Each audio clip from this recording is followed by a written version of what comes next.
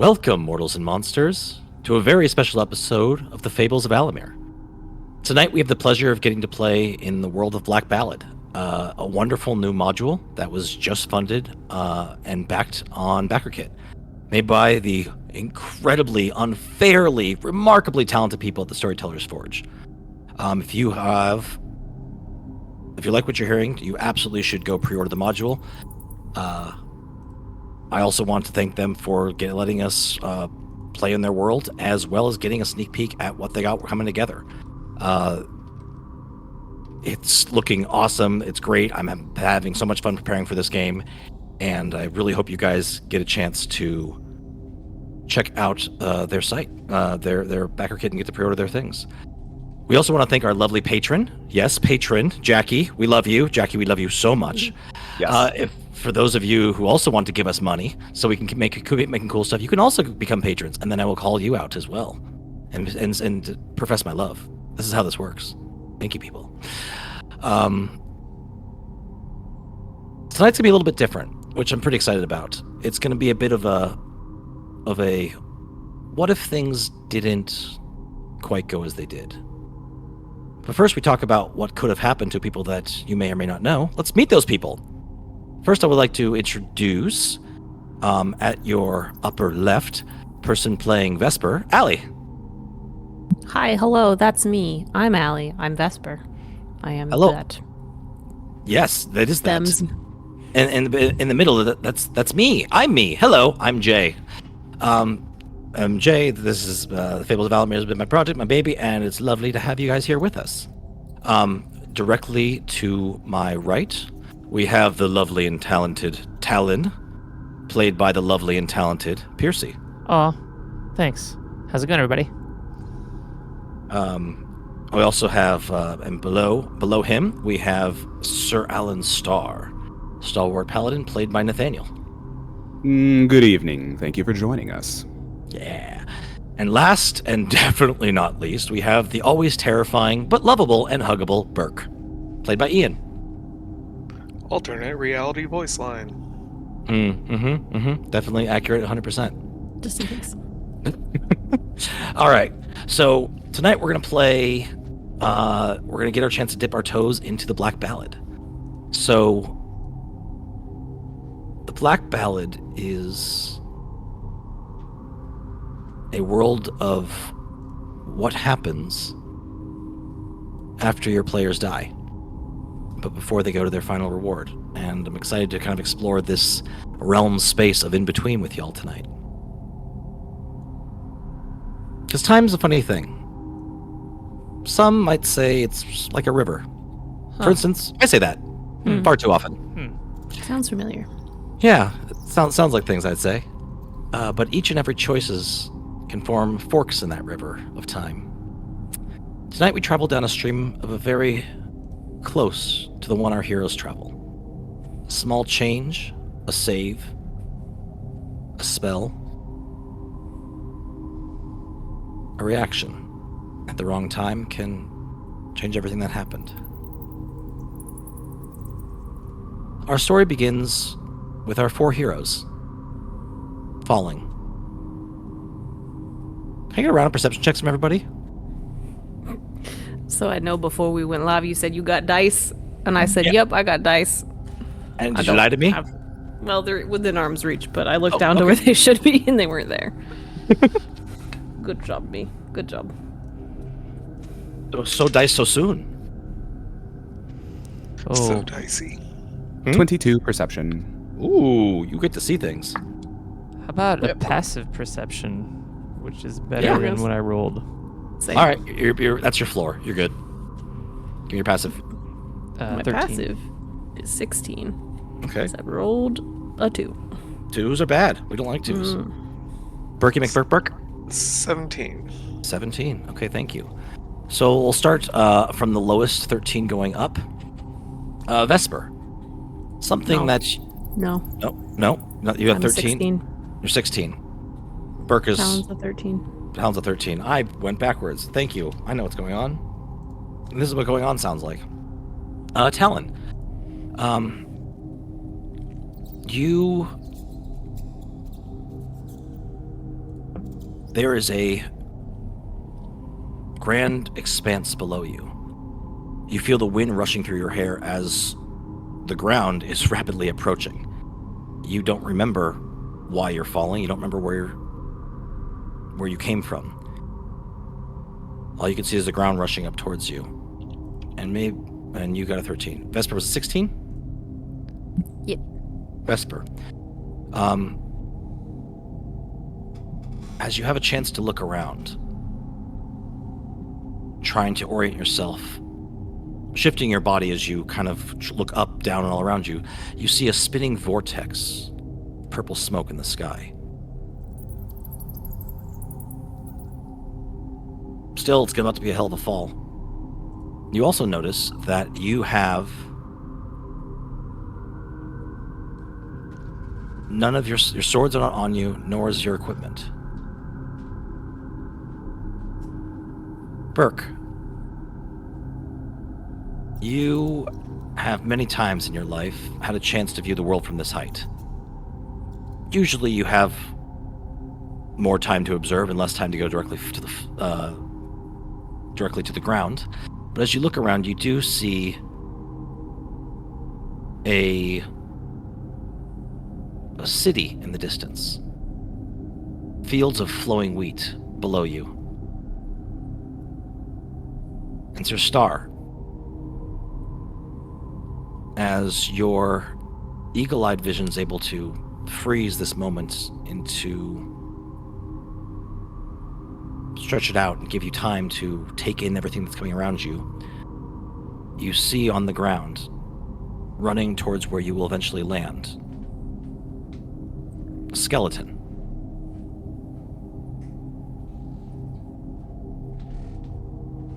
Moments later, you all hit the ground. It's not pleasant.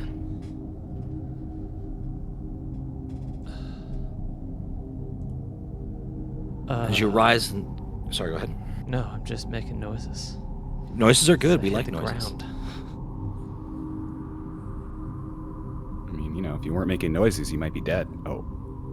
I mean, you don't know you're dead yet. It's fine. But you each will take 10 points of damage, which is probably way less than it should be. It hurts, but it's not... didn't kill you, even though you just fell a few hundred feet. As you look around the... Yeah. Yes, We have gone yes. through our normal routine before said things were happening. As our normal group would move. Assume that... In that case, Sir Star would have inspired the group at the beginning of the day for those 14 temporary hit points. Sure. As he always does. I have no problem with that being the case.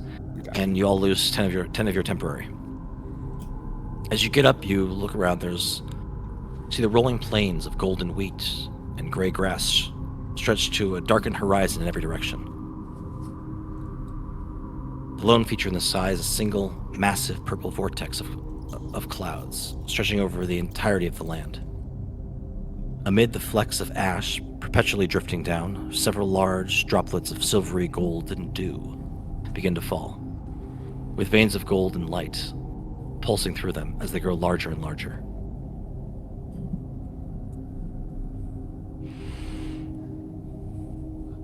You see these droplets in the distance, and as they emerge, they flash, and people are there. The shimmering light, as you look, dissipates around you as well. And in the distance, as you saw earlier, Nathaniel, a humanoid figure heads in your direction. Seems to be power walking, really, through waist-high grass at a deliberate pace. As he draws near, you see everyone else is able to see an animated skeleton wearing a wide-brim hat, a long overcoat, carrying a walking stick of tan gnarled wood. He waves cordially and says, "Greetings, fellow dead folks! Welcome to the Sunless Crossing. Name's Joanne Marrow. Yes, as in bone marrow, and no, the iron is not lost to me. Let's begin by addressing the 800-pound gorilla in the room, and that is your life and death. So first off, you died. You're What? dead. Deceased. Your souls have shuffled off the mortal coil. Please take a moment and settle that. Let that settle in. Are I'll you wait. sure? Or have you done drugs today?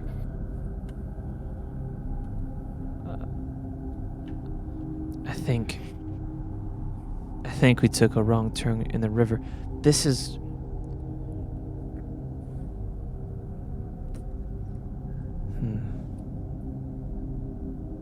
Surely we weren't meant to be here. Everybody's meant to be here eventually. Fucking finally. Burke. Amazing. It's just one of our many paths, friends. Well, it appears that the path doesn't end here. Do we get to know how it happened? At what point? Well, that should come back to you eventually. If you don't recall now, Do deaths I can be recall traumatic. now? You do not. But these things will come back to you in time. But you seem to be taking this in stride. So, yes, you're dead. This is the Sunless Crossing. Welcome. And I am your guide. I'm here to make sure that you get to where you need to be going, and if you're either heading back to the Land of Living or to where's beyond. Any questions I can answer, you'll be more than happy to. If not, if you've collected yourself, we can get going. If you want to send us to where we want to go, do you mind just leading us back to the Land of the Living? Where you're meant to go, not necessarily where you want to go, because then no one would be dead. Well, very few people would be dead, except for, and he kind of gives Burke a look. Right. Many Some have overstayed. tried. Eventually one succeeded, I guess. Well, I guess I did live 70 years longer than expected. Yeah. Yeah. That's...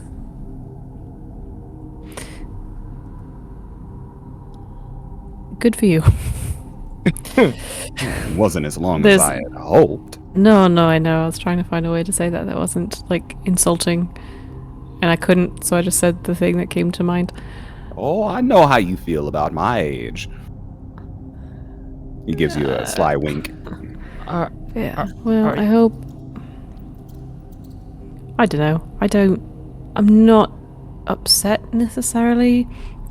I just hope we died doing something that mattered and not because, you know, we ate bad tuna fish or something. Are you always everyone's guide, just our guide?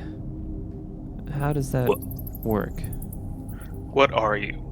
Well, as I said, I'm Johan, and you are... names. What is your name? What should I call you? Talon. You may call me Sir Alan Starr. Oh, okay. Sir Vespers. Starr is fine. Sorry, Yeah, sorry, that's what. No, you're good. Vespa's fine. So Star, Vespa, Eubar. My Ubar, legal name. and you? Motions of Talon. I mean, Talon, I said that a minute ago. Oh, did not even hear, so sorry. It's alright. Well, Talon, I'm so sorry. I forgot your question. One more time. Do you guide everyone, or are you just... Right. Yes. And, no. and Burke's question, what are you? Well, That's okay to ask. Yeah. Honestly, we're all friends here. There's not a whole lot worth getting offended over. I'm dead. You're dead. I'm slightly more dead than most people that come through here. No, I'm not everyone's guide. I am your guide, and he points to each of you. I'm Vesper's guide, Talon's guide, Sir Star, Sir Star's guide, and Uabar's. Your guides. Uabar. I will get it. And many others who come through. There's a number of us who are guides where we're going. We are at the Sunless Crossing. A place between. Does that mean you know where we're going, where we're supposed to go? Well, most people end up here when they're either waiting to come back or something has stopped them from going to see their god. So, you may have some time if you have somebody back home, back in the land of living, that is looking to bring you back to resurrect you. You may be here for a short time, and you're not. Your paperwork has not been processed to get you going on to the forever beyond. So this is not a permanent stop. If that seems to make sense. I'm here to get you. We're definitely headed to hell. Not. Hell's more of a. You see your kind of smirk, just a little bit. Oh, a joke! Excellent. Okay, good. Sense of humor is very important when learning with new experiences. So, this plane is overseen by the godless monarch in the city of Noxvalar, which is where there are gateways to near every afterlife. So we're gonna head there, and if you would like to wait around and see if you're gonna be resurrected, we can spend some time here. You can go to your destination if the way has been prepared and is open to you. And otherwise, there is some really good pomegranate mead that I think those of you who still have taste buds would really enjoy. Oh, yeah, that sounds great. What happens to those of you who don't worship anybody? Well, they can get complicated. Always. Depends. Short version, there is the god of death, one of them, depending on which pantheon we're talking about and which millennia we're in, and so on and so forth. Oftentimes will collect many souls that do not have particular worshippers. Those who are godless, different than not believing in a specific god or praying to a specific god, can end up here for different reasons. And the godless are... You know what? That is a much longer conversation. Better with maybe some drinks? Drinks? We like drinks, yes? Yes. What's your angle? Why help us? He leans over and he leans over towards you, ramrod straight, and he whispers, 45 degrees.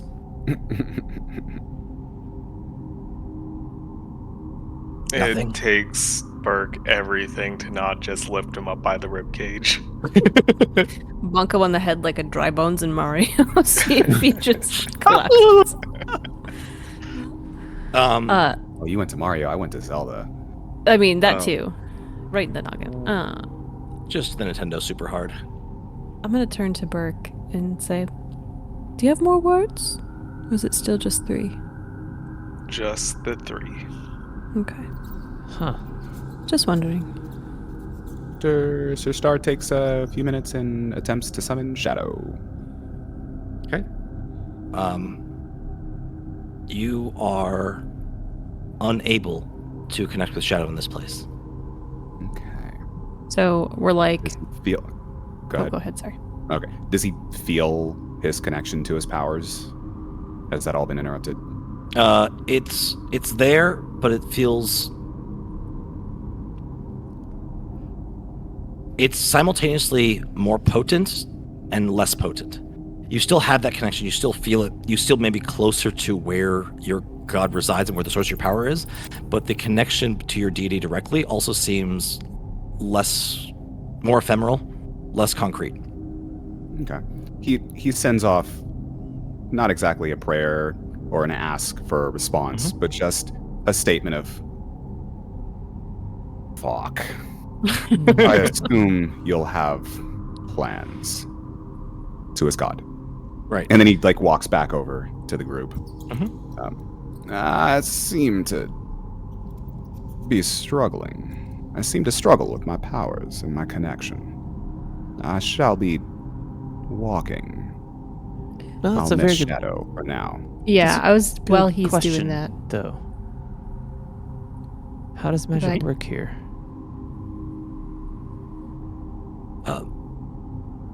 If you are magically inclined, same as in the material plane, in most cases.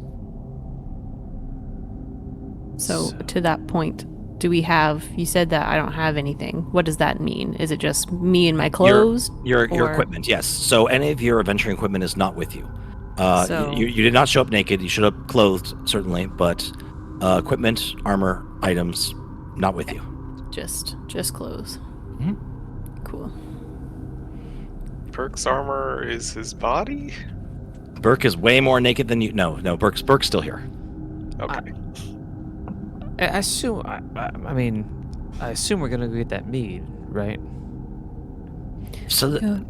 I'm sorry. Talon talking to me, or are we still Yeah, conferring? everybody. Yeah, like we're gonna go get that mead, right? I mean, we can walk and talk on the way, you know. I guess we That'd don't be a have good anything start. better to do. We have one. There's one place I think we should head to first. From the many people that I've guided over the time, there's an area known as the Atonement Grove. It is a place where people can reflect and come to terms and be more prepared for what comes next. And after that, I think a drink will be well earned. So if you follow me, and Are we gonna get to know how we died before that? Because if not, I feel like I'm gonna need a revisit to determine whether or not I can come to terms with this. You know? it comes to everyone eventually. And if you would like to head back to the Grove once you feeling you have more to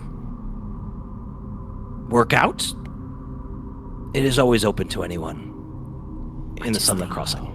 You know, there's a lot riding on that. For me, at least. I don't know about the rest of you, No, but it's I assume that's not a uncommon thing for people who end up here. It's a Be process. like, how... Yeah, sure. But also, like, you know, it's kind of important to me, so before doing too much forward, I just, like... Any tips you have to really get into that, just let me know, I guess. Maybe since, you know, there's a couple people not here with us. I mean, it might give us a window, or it might mean that... Rogers had too much fun one night. Or this happened after we got back, or this happened, you know, when we were separated from them and got ambushed, or you know, it could be in a million things. And not knowing is just an impediment to my process. That's all. I hope I wasn't captured. Yeah, right? That's kind of the thing. It's like, oh, go atone. And I'm like, how am I supposed to atone if I don't know if I've done anything wrong? What? Go ahead. No, please. I'm just... Of all the ways for me to go, I just couldn't bear the thought of Willard getting the satisfaction. Right? Like, were we ambushed? Were we poisoned? Did we... I mean, we were falling, but I don't know if that's just a sort of entry point into this place versus a, you know, we fell to our deaths, actually, sort of thing.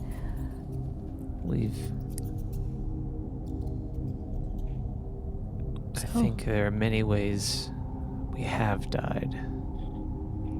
Or will have died. Well, those are the other us's. We're talking about us. What's the difference? Well, they're them and we're us, and we have many similarities, but life has taken us all in different directions. I guess it doesn't matter in the grand scheme of things, because you're all you, but the me that is me matters to me right now. Does that make more sense? It makes sense to me. The me that I am matters most right now. So that's the one I'm interested in. Speaking as somebody who's had a lot of me's, and who's watched a lot of me's die. That's true. Yeah. They just kind of go poof, though, so that's less. How does time work here? Does time work here? Does time?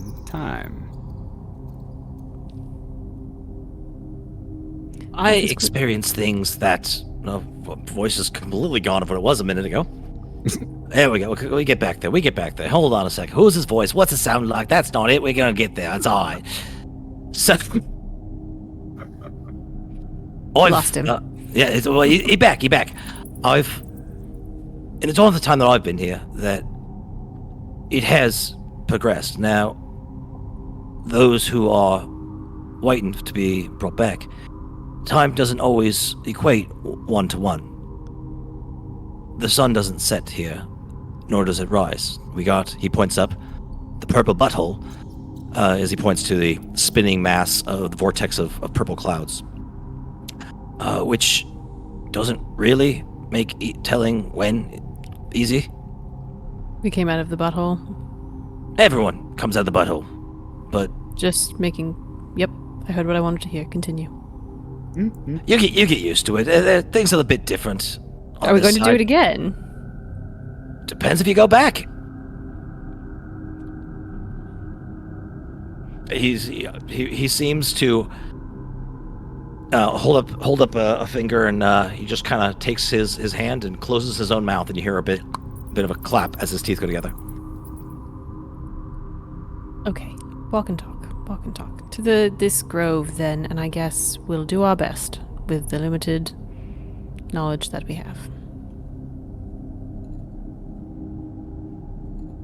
So he leads you towards a grove of a tight clutch of fruit-bearing trees. As you approach, you notice pomegranates, apples, pears, plums, nestled all very closely together. So much so that you can't see what lies beyond. This thick, lush, almost a perfect circle, which, as you approach, you notice it's incredibly large, maybe as much as a mile in diameter. As you approach it, Johann steps up and plucks a pear, takes a big bite and chews. A bit of pulp and fruit fall from the ground by his jawbone. I swear I can almost taste it. So, welcome to the Atonement Grove. Behind these trees is a pond. If you walk to the edge of the pond, you look down, you will expectedly see your reflection. But it's not just a reflection. We call it the unsullied visage. Now, I cannot force anyone to enter. But what I can tell you is that if something unresolved, any issue you want or need to address within yourself, it would be wise to go in. The conversation you have may be difficult, but it can prove to a critical part of your journey. And I've seen plenty of dead folks skip the grove, and only to wander the ashen fields aimlessly, without purpose, until their psyches fracture and they become corrupted. Whole deal, really problem, they become... It's not worth thinking about. Corrupted is not what you want to do. Anyways... I feel like Here's we're before gonna you. have a lot more to talk about when we have a longer walk. Well, we got a longer walk to go to the junction, but for those of you who want, I cannot follow. I'm gonna stay here and almost taste some more fruit. I'll be here when you need me. And he kind of begins looking at the horizon. Vesper doesn't say anything, but she wonders to herself as he chews and it falls out of his bottom if that's wasteful. Would you like to go first, Vesper? Oh, is this a one at a time thing? I thought, okay. I have no idea. I mean, I can if nobody else wants to. Go ahead. I'll be right here for you. Sure. She'll walk around the trees and go. Okay. As you go through the trees, it's dense foliage, but it's not like it's barring your path. It's about a 2-3 minute walk until you get beyond this ring of trees, and you see a still pond. Water is crystal clear. It's peaceful. Sound of bubbling water can be heard. Somewhere the water is moving clearly. And there's moss and short grasses around the edge of the pool. Seems to be pretty well maintained. I'm gonna go find I'm gonna like take a second, look at it, go find the like most aesthetically pleasing spot, you know? Sure. Just the little nicest maintained corner. Right. Plop down. Yeah. There's actually it seems to be a small flat rock that is on the edge of the pond that you can easily just pop down and have a seat. And look She kind of like thumps down, sits cross-legged, preens for a second, and then leans over. Yeah. Hi. So you look in and you see yourself staring back at you. And in a moment, that dissolves. And what you see is you're in the thick of battle. Your body is pierced with wounds, tears blurring your vision. Entangled in living vines, you glimpse Burke, his body lifeless, his chest ripped open, his once glowing crystal heart now mere dust. Through the remnants of a shattered structure, you see Talon, Dill's form. Paladin unmoving. The mission of your love you never shared with him haunts you, but you force that thought aside. First, you must survive this fight. Summoning your resolve, you face the abomination that was once a child you vowed to protect. Also, contending with monstrous scorpions forged of human hands. You strike down the final beast, but a jolt of electricity surges through you. You glance down and see a smoldering black hole. Scent of cooked meat. Incongruous in the air. Your legs give out, and no longer able to bear your weight. And waves of fatigue engulf you. As your eyelids begin to droop, a figure, garbed entirely in pink, comes into view. Her face a mask of unbearable pain. She screams a name, but her voice recedes, swallowed by the creeping darkness.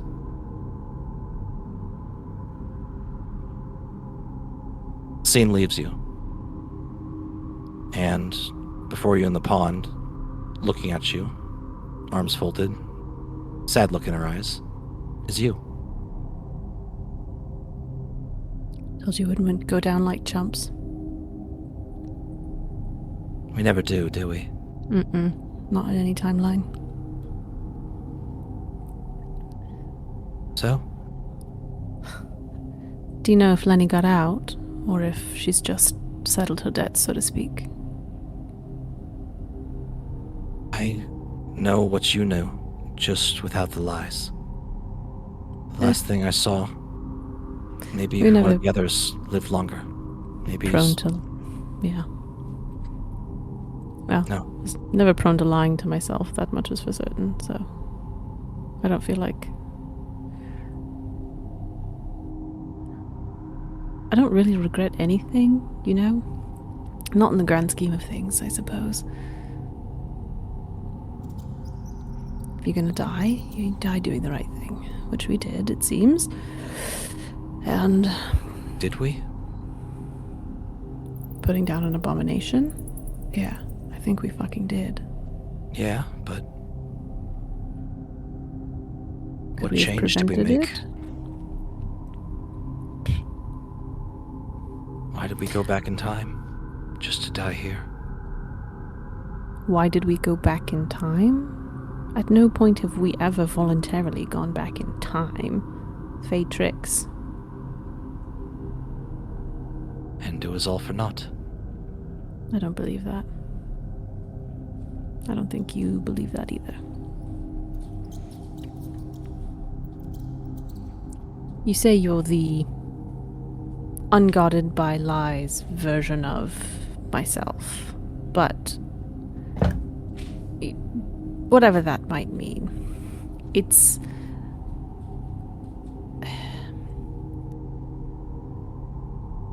I don't think it's useful to dwell on, oh, what could I have done differently? Oh, what could I have changed? Because You don't get that chance, and we were as close to getting that chance as anyone's ever gonna get. And we made the choices that we made, so... Anything to add, or... We have always been one that struggles to accept fate. I hear your certainty in the telling yourself you're okay with this. Mm-hmm.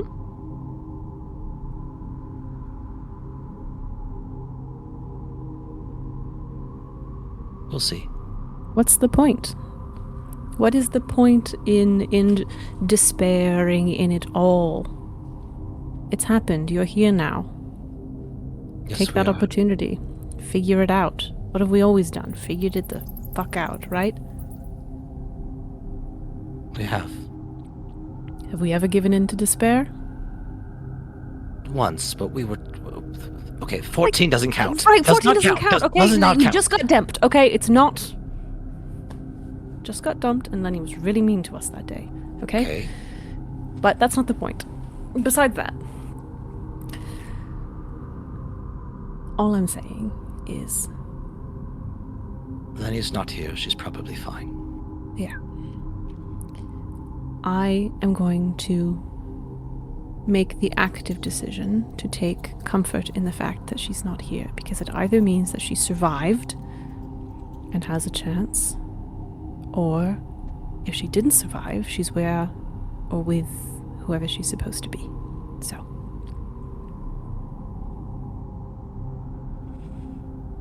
We did the best we could.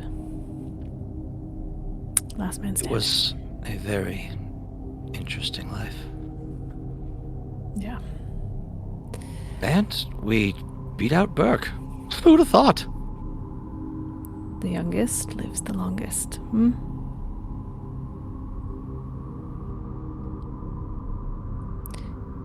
Do you ever... I should get back to the others, but... The one thing... And I've sort of talked to Talon about this a long, long time ago. Like, you knew, right? You knew we weren't gonna... make it very long. We were never gonna grow old. That chance exists for everyone. Sure, but... I don't know. The life we walked was one that was... We didn't pick the safest line of work. Or maybe it's more accurate to say it didn't pick us. We Little bit of should have both. died when we were 20. No, Died again. Several times. sure, but... You know, every time that it almost happened, just kind of reinforced that fact, right? Well, we're here now.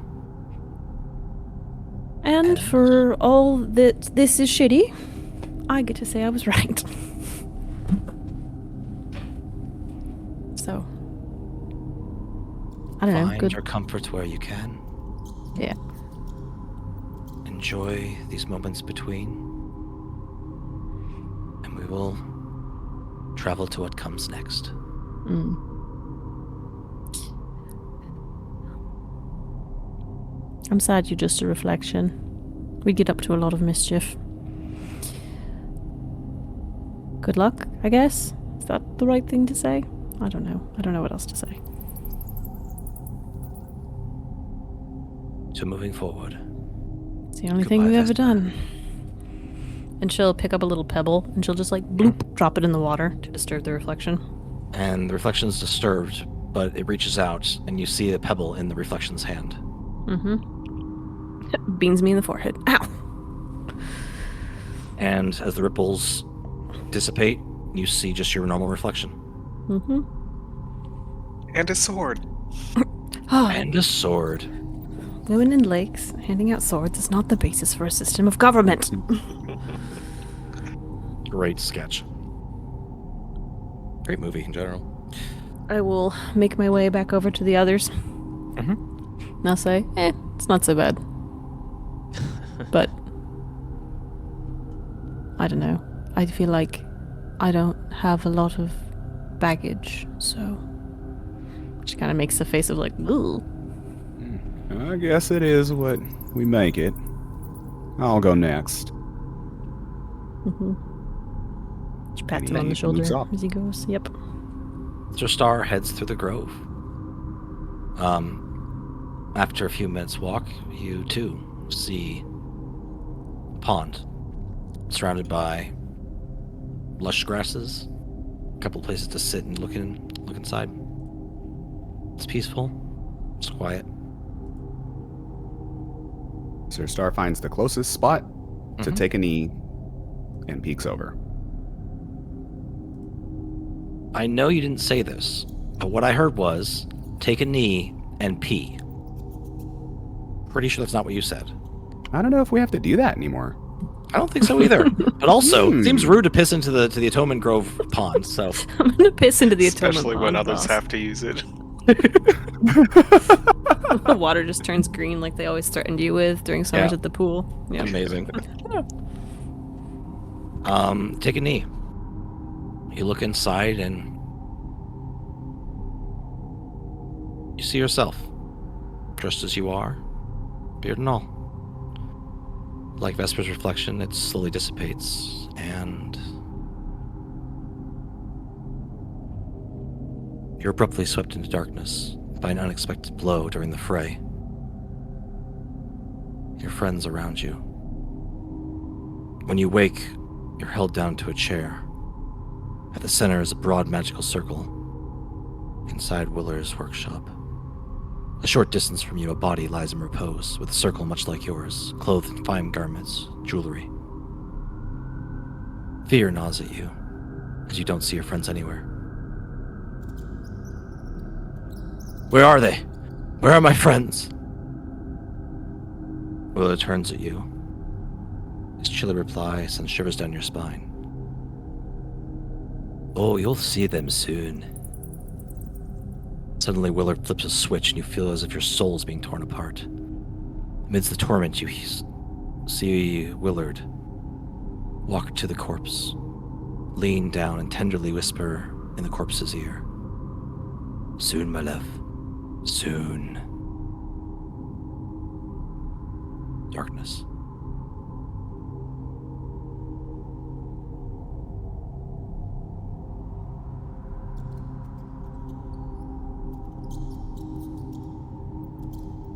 The reflection in the mirror is you in the pond. Maybe 6 years old. Just before.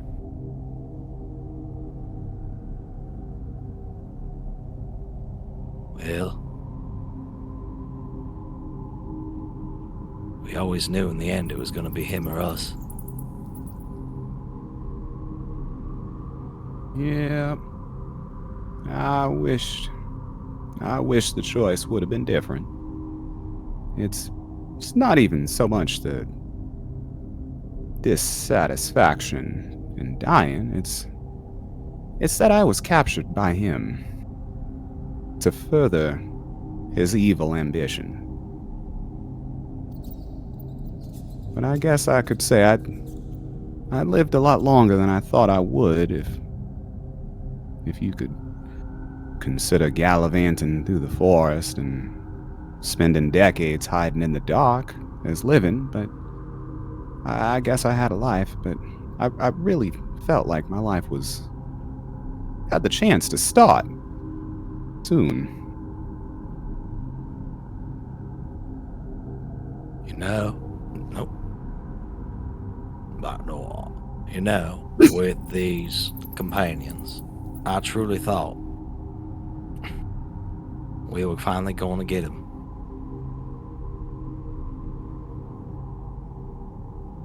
I'm sure another version of us managed to succeed. I could take some small satisfaction in that idea, but that, I guess, is irrelevant to me in this moment. I'm here now, and have to focus on the moment as much as I can, and where my journey now leads me. And we have the advantage of maybe seeing some of those we lost again. There's been a lot of losses in our time. I guess, if you could consider that.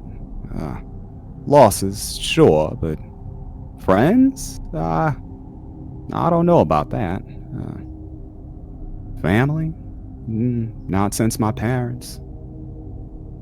Well, if they ain't It here, was a lonely life, keeping people at distance. Did I watch many of them die? Yes, but it didn't impact me as much as the thought of losing the comrades I have with me now. well, we can take solace in knowing that we can guide them to where they're going and be a shield against the unknown. Everything is unknown as it is, but yes, we will protect these friends until the bitter end. And I know this path is not at its end yet, whichever direction it may go. When has the maestro ever made something easy for us? Exactly. Surely he has some plans for this. I'd be shocked if he didn't.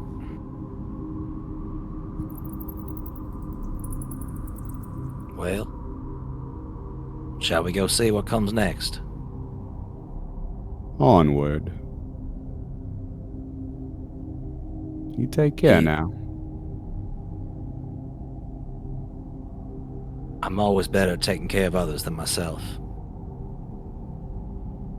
Well, Maybe I should do it's differently always once in much a while. easier. We'll take that lesson moving forward. But it's always easier to help solve other people's problems, especially when my own is so great and almost insurmountable. And I guess in that life, they were insurmountable. Yes, but we can take solace in knowing that we no longer have to keep everyone at a distance. Our curse can no longer hurt them. Sir Star's entire body relaxes with that statement. And maybe we can start to live, even here. We'll see about that, but at least I can relax more around my friends.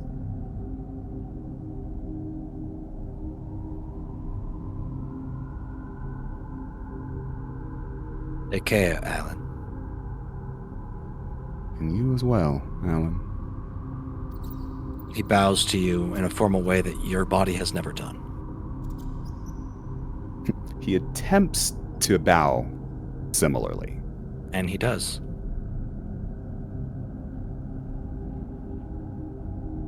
I'll be seeing you. Not if I see you first. And Sir Star walks away, stroking his beard.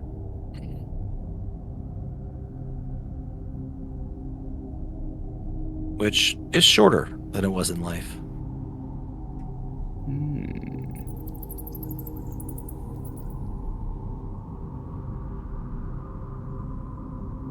He walks back over to the group.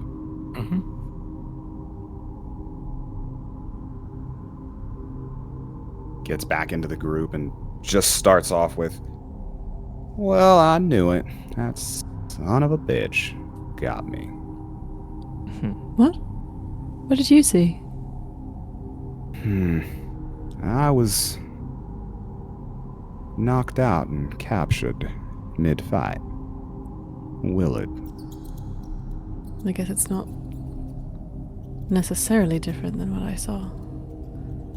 Burke was definitely gone, but we fell in battle fighting some sort of abomination. I could have accepted any other death than the satisfaction of him and his evil. Yeah. 74 years running. And for what? Well, We'll see what the others see first, I guess, but, you know, there's a hope spot that I saw, I think, for me.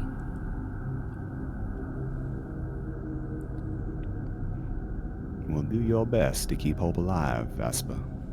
Yeah. But who's going next?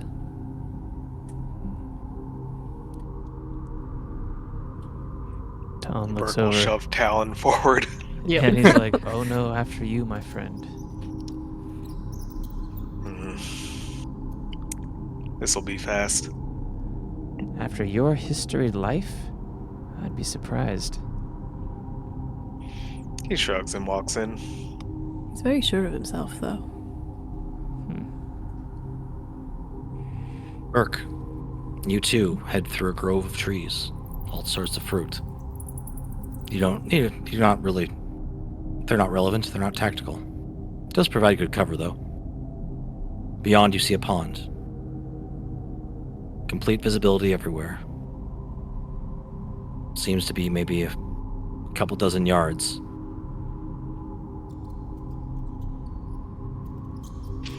Well, The edge of the pond.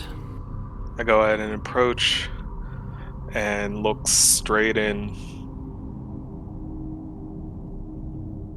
See a reflection of yourself that also dissolves away.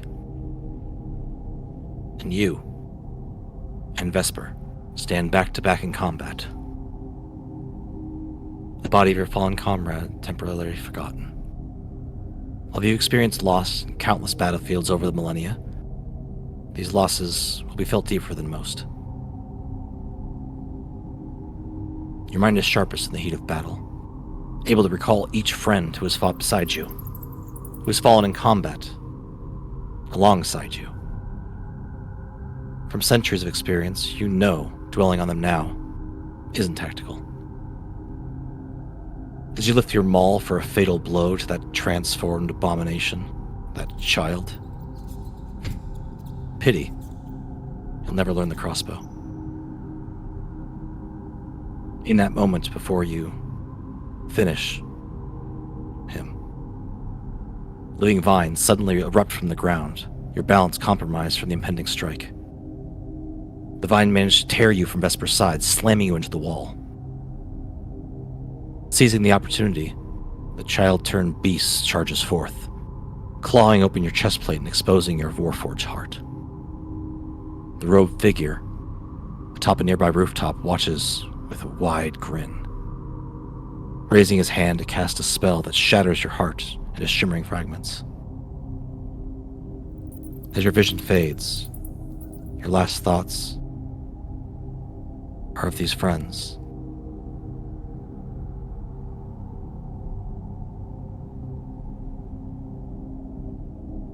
The ones you fought your last battle with, the ones waiting for you back in Rose Park, and the one waiting for you deep in a cave with a chessboard and a mission left undone. Well, You think fuck. You also think of the world teetering on a precipice to repeat its tragic past again, and your part that will play in the ending of this world. Again. You may fuck now. Well, fuck.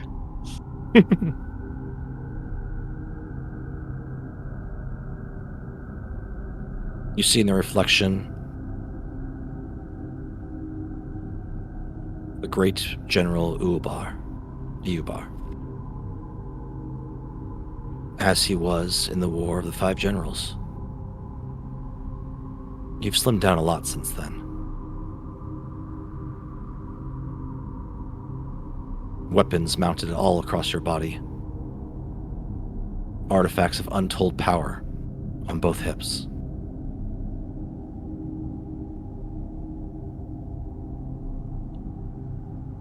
Well, And a friend next to you with their hand on your shoulder. ooh, I get second person in my vision? Nice. Just the hand.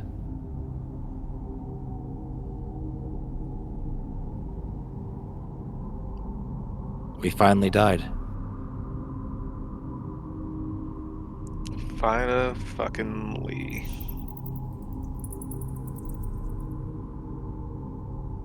Are we good? Not even little.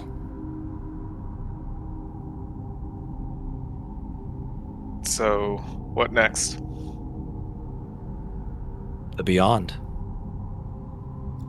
Can't go back. We'll be revived. We want that? Burke shrugs. We should know. We go back. They have tasks.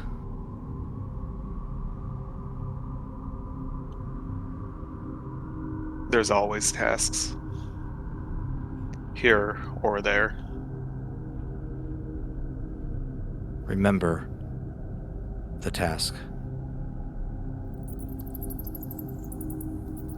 Burke What nods. we're doing. It's not right.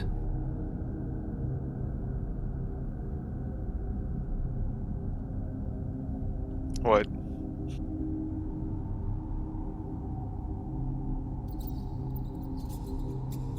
Ha, 3 words. Eat it, Right? idiot.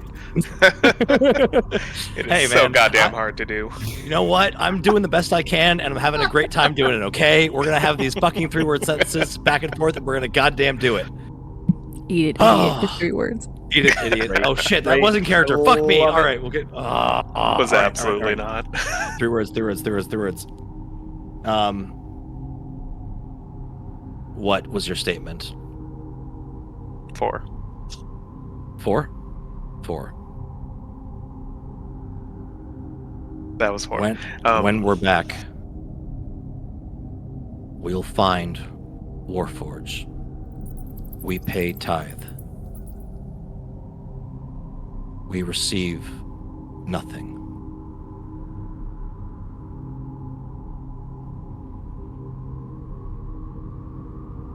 Okay. Remember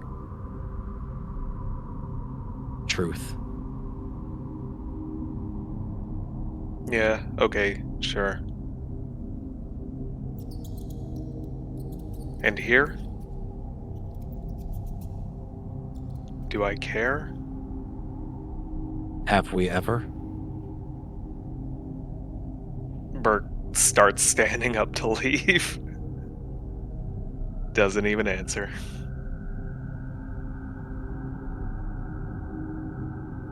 We'll be back. Right on. Will do.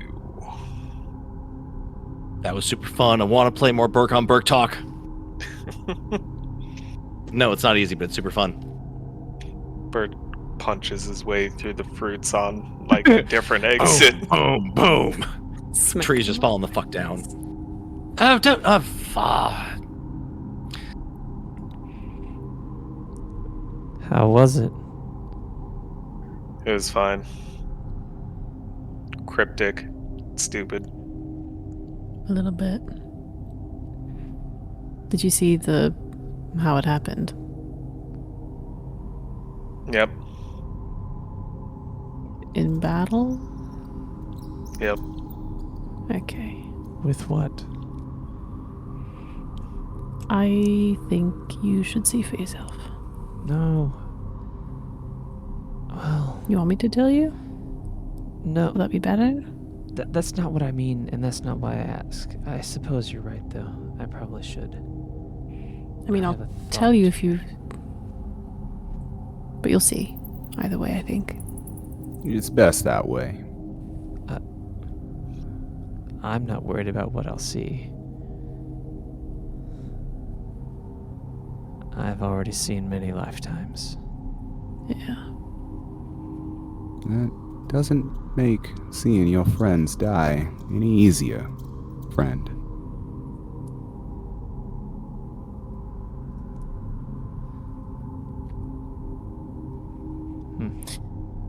Talon just walks Oh, into the well, woods. maybe it does for you. His silence not an easy thing.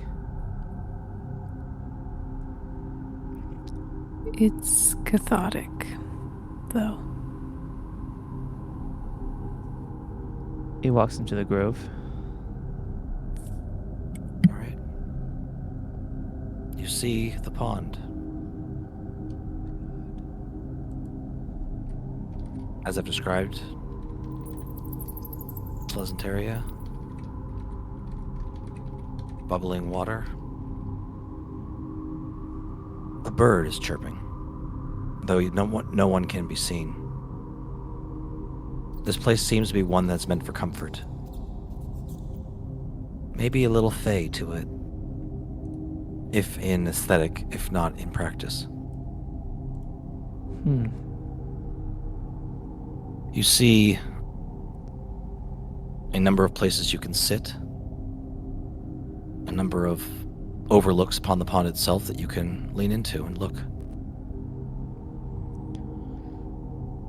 It's a shame I have nothing to play. I suppose I'll just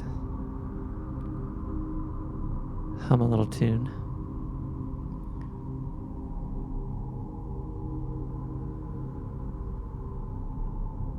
Take in the beauty and serenity of the area. Sure.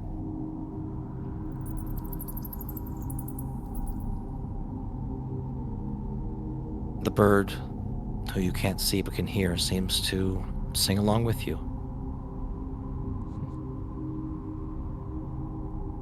If not in perfect melody, at least the cadence is right.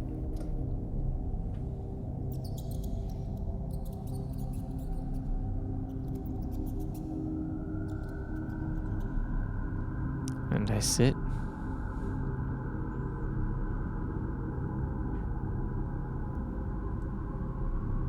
As you look into the pond, you see yourself. Not as tired as you think you should be in the reflection. The big bags under your eyes are gone. As is a wound.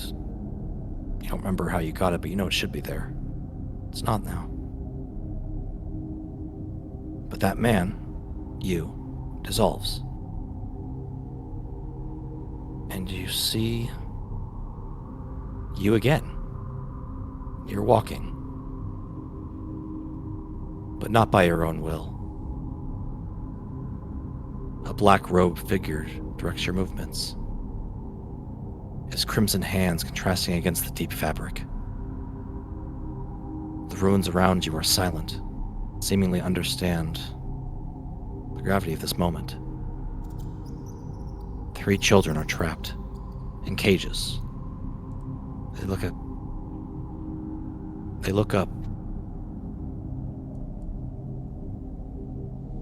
You look at them, and their names are just beyond your grasp. Their faces show hope as they see you, but it dies upon the entering of the cloaked figure behind you.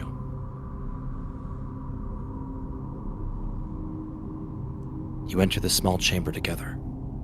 You watch, as if in a dream, as the figure holds out a small contraption, cogs and gears made of metal. Command as powerful as your own heart compels you to reach your hand and grasp this object, despite its foreboding aura. As your hand approaches, you feel a tingling of magic. Warning bells that you can't ignore, or that you can't abide, excuse me. And you touch it. A slight touch. And your heart seizes. Your knees buckle, and you fall. You see the figure bring this strange contraption. It's now glowing with green, somewhat malevolent light to one of the shaking children. And then, darkness.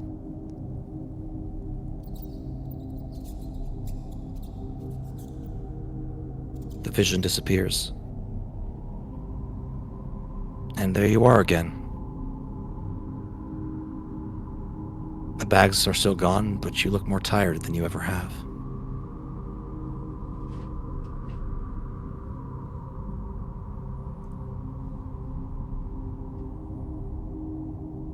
Hello. Hello. So that's what it was this time. Yes. Are there others? Are there more? Not for you, no. Talon, this is how you died. Not the other possibilities, but you. There have been many what-ifs, but those are gone now. The only life that could be is now this one, and this one has ended. Certainly. So, I'll only see this life from now on? Yes. It reaches out a hand to you. Come closer. Its hand doesn't break the surface of the water, but it seems to be reaching for you. Yeah, oh, totally. Reach for my own hand. As your hand touches the water, a hand grips your arm like a vice and pulls you into the water. And as you're underwater, visions of yourself grabs both of hands to your head and touches his forehead to yours. Talon, give me a wisdom saving throw with advantage, please. Ooh.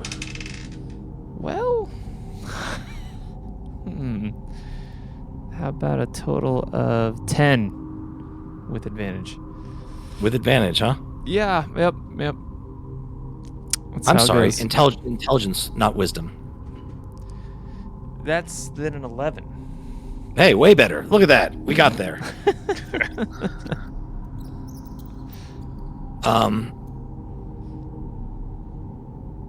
You have embraced heavily this idea that you are many people.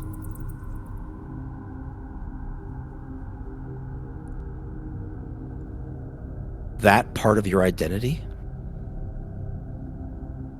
that is so many others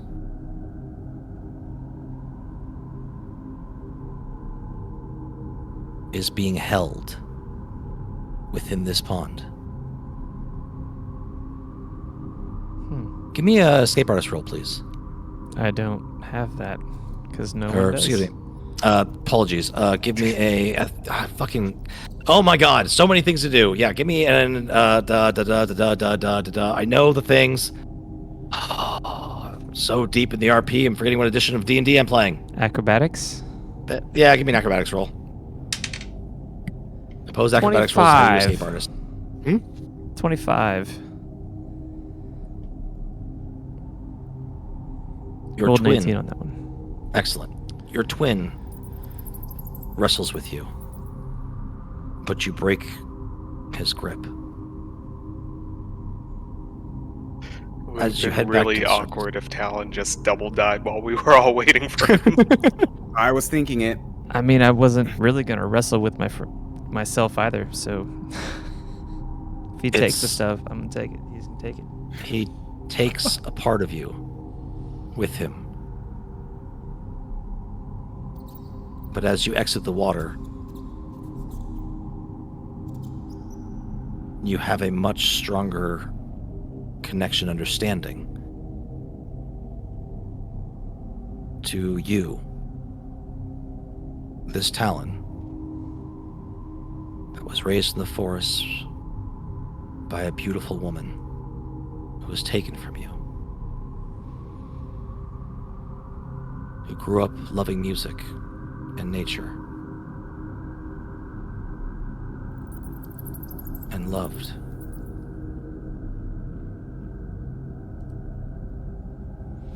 Okay. And your friends that you met and the journey that you were on, you know who you are. Unburdened by all of these possible versions of you.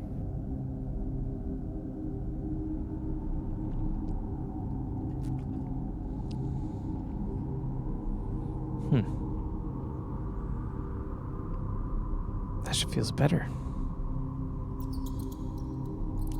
Walk back out. Okay.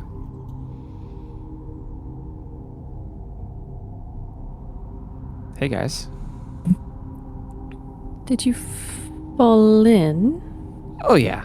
I mean, I pulled myself in and then pulled myself out Are you okay? and then came back the only me that I am. Which is the first time in a long time that I've felt that, and it took being dead to do it, which is also weird.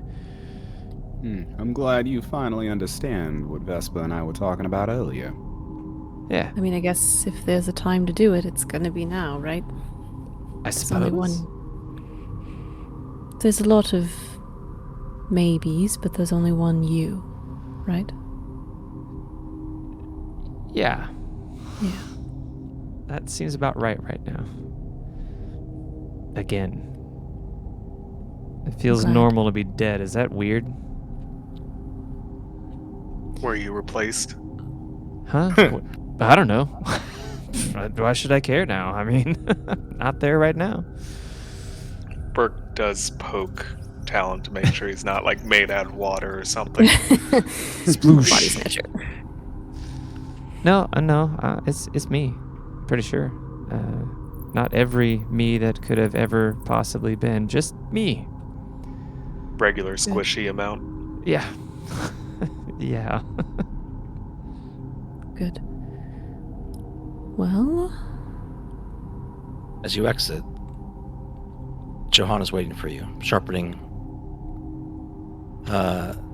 edge of his bony index finger idly to whittle a branch. Not looking up, he says to you, "Sorry I didn't tell you about the visions of your death. It, discourages dead folks from the past from going, and, it's being disappointing. I know you sounded all gung-ho, like, I want to see why I died, but I've been fooled before." sure. I was disappointed, but not surprised. Wait, okay, so how did we all die? As I said, I was captured by Willard. He had strapped me to a chair and put me in some kind of magic circle. And near the end of that vision, he went over to a corpse, or a body of some sort, and said, "Soon, my love." I didn't think he was capable of loving another person. Just when you thought he couldn't get fucking creepier, hmm? Someone needs What? to kill him. Yeah. Well, we Just can wish have it this was conversation while you... Sorry, go ahead. No, don't mean to interrupt. Just trying to find a good time to interject. Well, come on now. No time to dally. We gotta get to Junction. Let's have What this do you mean no conversation. time to dally? We're dead. Yeah, we got all the time in the world. Where buddy. we have literally all the time in the world. Well- Time is no time here. Yeah. Well, maybe you do, Vespa, but I actually have a schedule to keep. And you are due, and he... That sounds like a you problem, frankly. Schedule on what time? Well, stay if you want, and he walks off. Okay, bye. Well, actually, I could use that mead, though. Yeah, I mean, I agree with that. I'm coming along.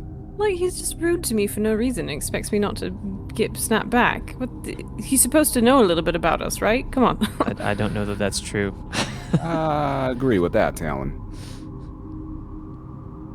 I don't know. I feel like I don't want to go. I feel like he was rude to me, but Well, we're Fine. going. no. I'm gonna go have a mead, and you enjoy the view of that purple But he butthole. also, and she's like trailing along as you guys are walking away. She's like walking after you, but still protesting, you know? She's like, well, he also just interrupted us. We were having a whole conversation about to have a heart-to-heart about like, oh, this is how we died. Maybe have a conversation about that. He was like, anyway, y'all, we got a schedule to keep. Like, what the fuck, man? Come on. Yeah, You're supposed to be like a keeper of the dead. No, well, you can be fine with it. I'm not. Well, like, then how did you die? Have some fucking compassion. I got lightning bolted through the fucking back. A hole in my chest after watching all the rest of you get slaughtered, it seems. So. You didn't watch me get slaughtered. Well, clearly not, but you sure looked dead, to my credit. How about me? Maybe you should have checked. I was busy trying to, and this is a part Talon, and she actually like kind of gets serious in this a little bit as she catches up. Is like, this is the part that I'm maybe glad you didn't see, Talon, is whatever Willard had planned for the Heartkeeper kids seemed to have succeeded, and there was a child plant abomination creature that we were trying to put out of its misery. And Willard was also there, and I think is what got me from the back. But the rest of us were down when you saw us? Yeah. Burke was chest burst open, heart turned to dust. You Rendered were... by child. Yeah. By child. I don't remember what you said about Talon. It was quick, but he was like on the ground too. I described the rest of the scene. Short version. Nice. Yep. You were both down, not moving. You either But got at the end... there after I went down. That's weird. That doesn't add up to me. But okay. Yeah. Well, I mean, they may have pulled you out to try to get to us, you know?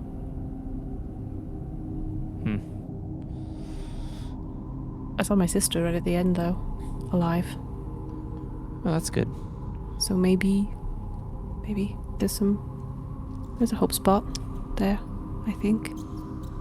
Well, for now at least, but if Willard has taken us out, there's almost no hope for the rest of them. Well, it'd be a sort of chain reaction thing, I would think. If she's alive. I don't know that she is. She maybe died and knew where she needed to go, you know? But if she is, she theoretically could bring people back. So. That's a good thought. Yeah. I don't know. I'm just holding it. I do admit to some amount of hope that my fellow clerics will bring me back, but I don't know. I also don't relish the thought of going back into the fight. I was gonna ask that. So, okay, hold on. Put a pin in that one. What about you two? And she'll point at Burke and Talon. How did you go? I think I saw how Burke went, but... Child. Yeah. Okay. I was led away by someone in a dark cloak. I assume it was Willard or somebody working for him, and one of those explodey things they tried to get me with. Oh, I guess they got me with. Never mind. Oh. Like the mind control stuff. Yeah, and then, you know, the blow-up ball they have. Yeah. The one you got the apprentice with, the Heartkeeper apprentice. Yeah, except I guess I didn't turn into dust, and instead I just died. Because you saw me laying on the ground? I saw you, definitely out of the fight, so to speak. Maybe they were trying to use you against us. Maybe. I don't know. All I know is I want to get the hell out of here and go back. Because my mom is still in their hands. And yeah, so that's... he killed you. Yeah, he did. I can't let that stand.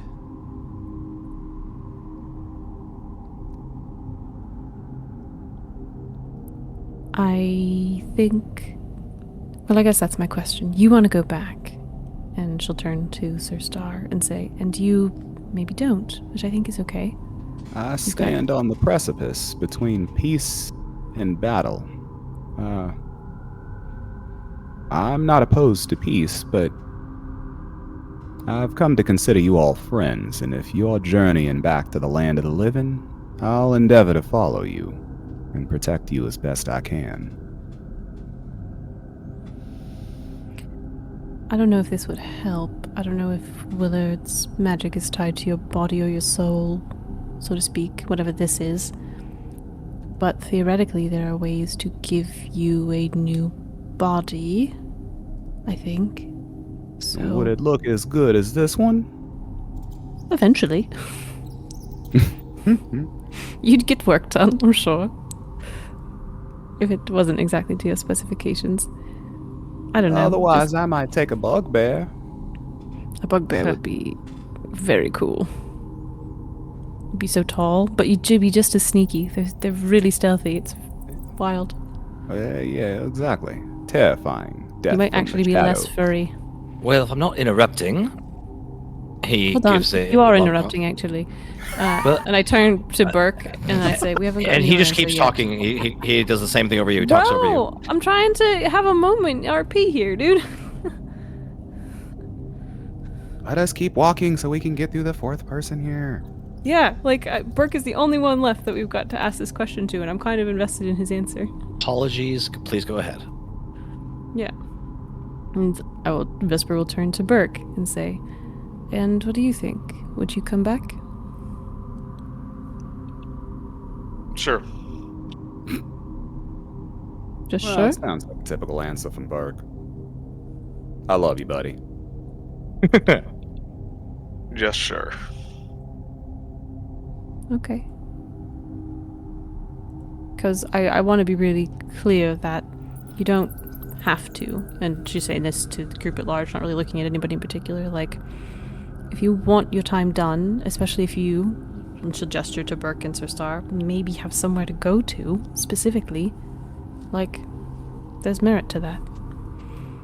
I definitely have a place to go to, but where we go may or may not be in our control. I imagine it's not. Yeah, I don't think it is, but Well, I would hope that we could influence it. yeah, you could maybe have some input, but I don't know how this works. I don't know where you and I, people like us, and she'll kind of gesture to herself and Talon would end up, where we're not disrespectful, but not worshipful either, you know? Nature is the only thing I truly care for. Right. So does, like, a nature deity kind of sweep you into their arms, or is it like a... I don't know. What? Yeah. I just hoped to become a part of the world, I guess. That's what my family always did. We had a little, like, grove not too far from the vineyards where we'd bury family members. Huh. And then they'd grow plants on top of them. Some of the best, most fertile ground in the whole property. Sounds lovely. Yeah. It does. Anyway. Yeah, I don't know. I'd go back, I think. But it would depend on context. Who's calling, you know? Well, the only way to find What out for? is to get that mead. Yeah. The skeleton's calling. Seems like it. Hopefully Willard isn't calling. Oh god, can you imagine? Yes. Yes, I can. And he keeps So- walking. Perfect. So the four of you, apologies about that, Ali. I was reading stuff and did not realize you had not gone to all the people already. Apologies. So as you guys walk another couple of hours and you head into Junction. Junction is a city in this place between. Joanne, starts giving you a bit of a quick summary of of different buildings, where things are what. And as you enter into the city, he points out a huge stone ledge on the edge of the city. Joanne can point out to explain that there are usually gargoyles that are perched up there as lookouts. As you enter into Junction, you find yourself in an inn of sorts. A spacious, great room, big crackling fireplace, 2-story tall fireplace, and cobblestone chimney. Beautiful, big, and opulent. There's about 30 other dead souls here milling around, wearing simple robes, and the souls are all recently deceased.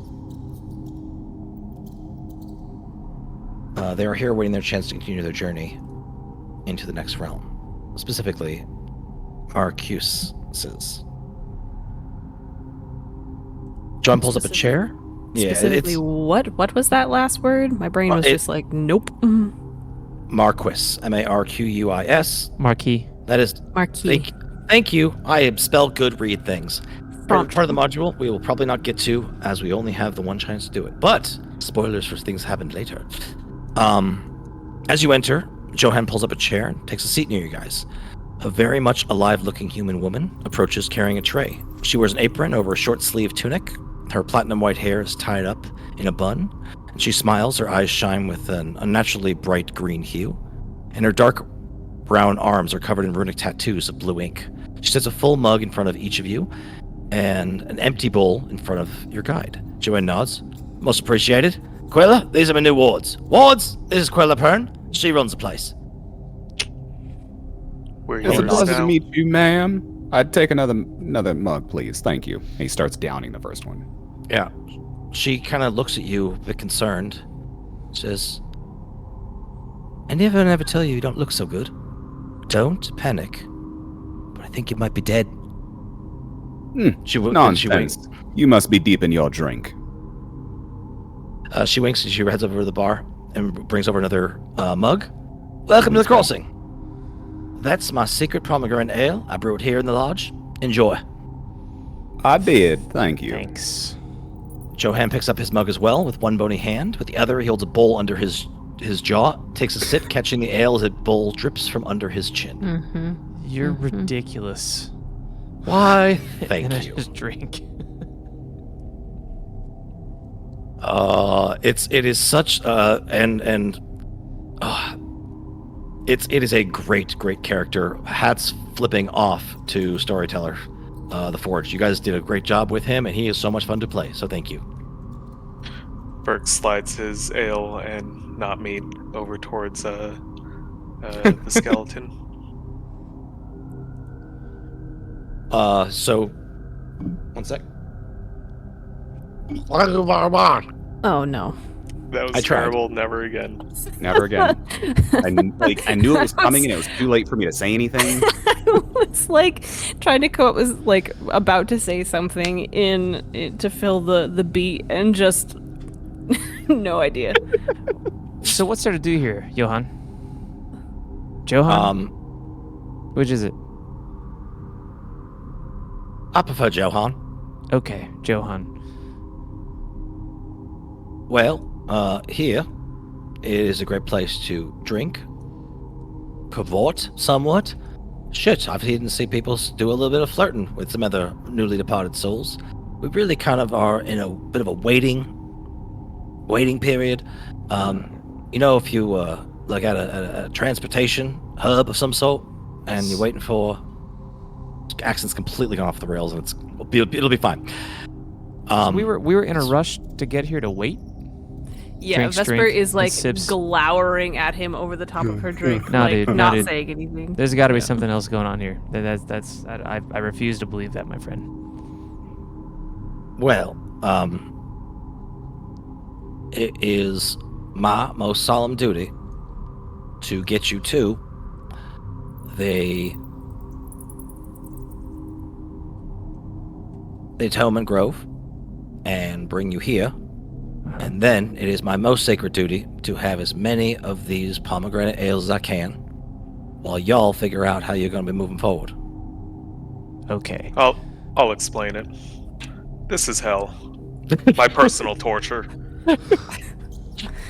Vesper is nodding along, like, yes. Great. Personal So, torture. This isn't tactical. Is there any, what can we and can't we do here? What should we and shouldn't we do here?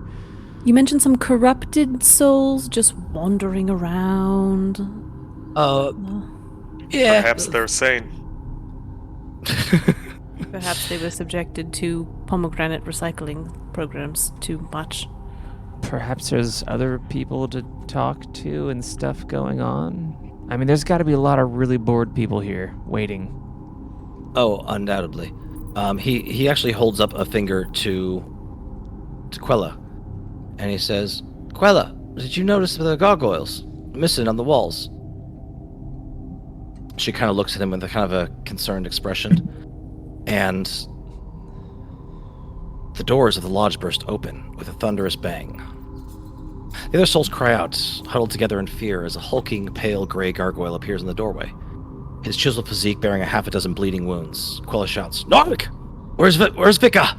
Norik grunts and manages to eke it out. "Vika's gone. Get help! Undead! Before just collapsing on the floor. Quella rushes forward, kneeling by the gargoyle's side, looking out the doorway into the prairie. Past Quella, the unconscious Narek, you see a throng of figures shambling forward to the tall grass. While they may have been living, breathing humanoids, that was a long time ago. The lack of skin on these creatures exposes rotting muscle, viscera, and crimson-tinted bone. Blood drips from the long, clawed hands as they stare blankly through eyeless sockets in your direction. "Hey, newcomers!" Quella calls out to you guys. "Hope you're as dangerous as you look."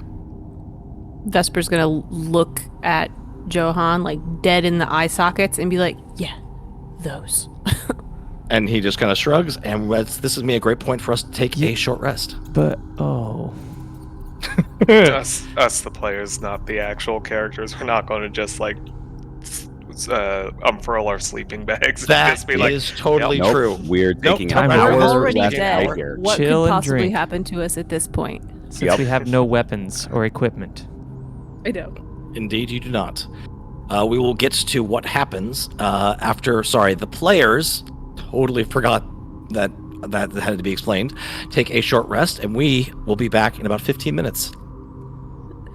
Gonna have to make Talon a drum. See you soon. See you soon, friends.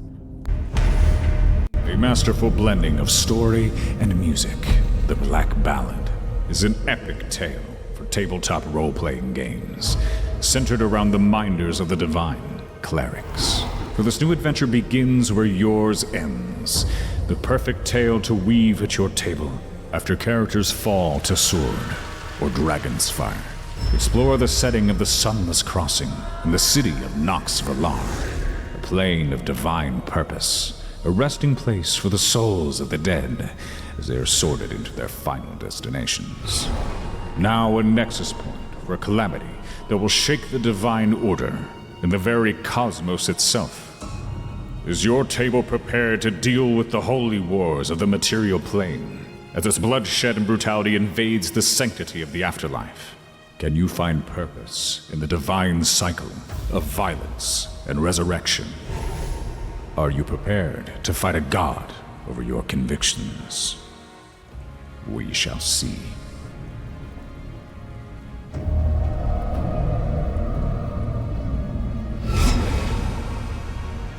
Embrace your destiny in the Black Ballad.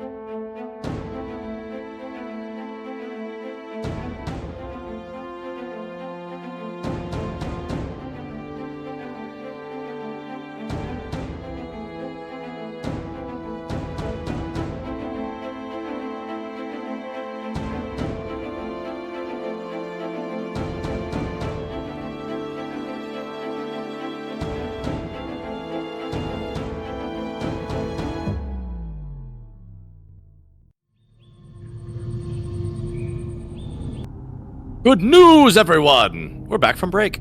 Oh, also Futurama's coming back. If you guys like Futurama, like hell yeah. Not relevant at all. Not sponsored. Just to watch them way too many times and freaking love them. But Futurama, if you want to give us money, I'm okay with that. Please do. Yep. Hello, welcome back to another part of the Black Ballad. It is great times happening for everyone. Just dead. We're not undead. No, just mostly dead. No, very No. much all dead. Yes. Yeah. So what's happening? We were playing at cards, and he cheated. Yep. To bluff. All right.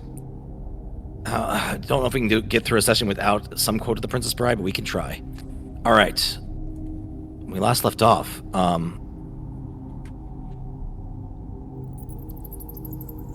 you were asked, Quella asked you as newcomers, hope you guys dangerous as you look. First thing that happens is Quella, she leaps to her feet, sparks bursting from her fingertips as she traces runes in the air. A wall of translucent emerald light materializes between the approaching monstrosities and the junction, the bar. She turns to you and says, "That won't hold them for but a minute." She quickly casts another incantation, causing the appearance of two humanoid silhouettes outlined in indigo-tinted lightning. Appearing in front of you, one is average human height with two blazing beacons of lights for eyes. The other is tall and lean with a massive wingspan. Quella bows her head respectively. Sovereign Ashlyn, Arbiter Valen, the junction is under attack. The tall winged silhouette responds in a deep timbre. We are en route. The other silhouette's blazes eyes regards you all, and the form fades. She says, "They can help. Open the vault." Quell turns to you. Grab him, drag him inside. Hold on a second. And she begins to rub her hands together, and she traces a doorway in the air. A wardrobe of sorts appears as she opens it up, and within this wardrobe is all manner of martial equipment. Weapons, armor. Take what you need. We're in for a fight. And you guys get your equipment back. Burke stops breaking table legs off of tables. Is what For real, though. he has handed that out to everybody, and then the wardrobe shows up. What do I Oh, do? yeah, with- Burke- Oh, thank God. Yeah, so we have our equipment specifically. Yes. Okay, follow-up question. Normally Go it ahead. takes 10 minutes to don armor. We're, amazingly enough, her force field lasts exactly 10 minutes. Hey, You have enough time you need to don your armor, get your equipment for the amount of time. We're going to hand wave it and say whatever time you need, you have. Cool. Just don't cheese too hard. Yeah, I'm gonna go digging around for other people's magic items, take an hour, attune to them, and then see how this goes. Yeah, it'll be fine. Be fine. Yep. You get your attunements. Everything's good. In the time it takes you to get your equipment back, you didn't have your items because of previous things that we skipped over. You weren't supposed to have weapons for. So there we are. Cool. But I also need from all of you. Sir Star would actually like to throw in a question there to the lady whose name player didn't get or catch. Quella. Thank you. Quella. Quella. Quella. Yeah, Sir Star would at some point through all of that chaos, probably very shortly after her comrade fell, he would kind of call out to her, should I try some of my healing magic on him? Or do you think that would be just a waste of our time? If you got some to spare, please, by all means. At that, he runs over and slaps the dude on the arm for 5 hit points with his with his healing hands. He grips you. Oh, thank you. No time for that, sir. Get the hell out of the way. And he kind of limps up and begins to takes one of the table legs and tries to hobble his way deeper inside, away from the entryway. The wardrobe appears that is known as the vault, which appears all manner of items that you need for your combat. And I also need all of you to please roll initiative. Cool. So Star pulls out a +7 long sword of smiting. Nice, Ooh, nice. +7 Holy Avenger. Nice. Don't mind if I do. Well, I guess every single one of the horde outside is just gonna have a deck of many things, and it's gonna be chaos incarnate. Oh my I love god. that. That would Yes. be awful and great, actually. We should do that. We should. I mean, you never know what that's gonna look like. All right. Let me see. We have these guys. All right. Our baddies are on a 15. Talon's on a 10. 19 I really want to be was their star. cheeky about asking what sort of equipment Burke could pull out of the void based on, his whole ass lifespan. But it's fine. Yeah, Any it's fine, rats? It's fine. Any rats? I mean, Burke none feels alive. one rat. Amazing. Then they should be here. Yeah, right? They're here somewhere. The rats are rats. certainly in purgatory. Yep. No more ones, Burke. No more ones. No rats go to heaven. I'm sorry. It's just the way the rules are. It's not fair, but it is the rules. All rats go to the Sun's Crossing. It's just in fucking Fest. It's awful. Honestly, it's really just Phoenix. It's just like ethereal Phoenix. I've met some rats that don't deserve to go to Ethereal Phoenix. That's fair. Some All rats right. be good. Cool. Star, Vesper, Baddies, Talon, and Burke. I just All want right. to say that rats are actually very sweet and semi-intelligent animals. They make great pets. Yeah. Damn right. No, it's not fair. It's a cruel thing that they don't get to go to heaven. But you know They're what? also terrible disease carriers when not well taken care of. Yup. I mean, aren't we too? We humans? Well, it's more difficult to transmit from human to animal, if my understanding of science is correct, because we Humans have are slightly animals. more- Well, yes, but from human to non-human animal. Thank you. All right. Well, now that you're all armed with the knowledge of animals and humans and lots of weapons and science, we will start the initiatives. Quella is attempting to hold back a magical barrier to some extent that is beginning to fail as you guys don your equipment. You can please make your way over to the Shmeppy, which you all should have open, hopefully. Yep. Good. And you have a whole lot of fun boys outside. And now, as you can see with our lovely new photos of images, we no longer have names clouding everything, which is great. Woo! So, I Hmm. absolutely love the new features. Keep going, Shmeppy. Keep making your stuff better. I love it. DM, can you take like a second to adjust the map so that the Shmeppy squares line up with it? Because they don't right now. And Do it's they not? confusing. Been They do bothering not. me too. Oh, crudsicles. All right. I just don't want to get confused. It's like, Okay. go to the map thing, hold down shift, I think, and you can move it up and down. Perfect. That's fine. It's gone. We are all in the fog! All right, guys. You know what? We're just gonna. Fuck it. We're doing it Control live, Z. right? Can I just control Z? Hold on a second. Is that a thing I can do? I don't know. We're about to find out. Oh my god. So glad my Zapier drive is my fastest drive on my computer. Hint, it's not. I need to fix that. Oh my god, Control Z works. Okay, cool. Alright, we will, yeah. Alright, yep. We're gonna figure this out. Shift drive. I just don't want. I know we're gonna get confused by it, so heading it off at the pass. Okay. I mean, luckily the measuring on it is still accurate. Yeah. It is So visually the issue is confusing. the image is so large that it actually made all of these things 10 feet squares. So it was the map was twice the size, and I tried to downsize it. So I will do my best to fix that. I mean, let's not spend too much time on it though.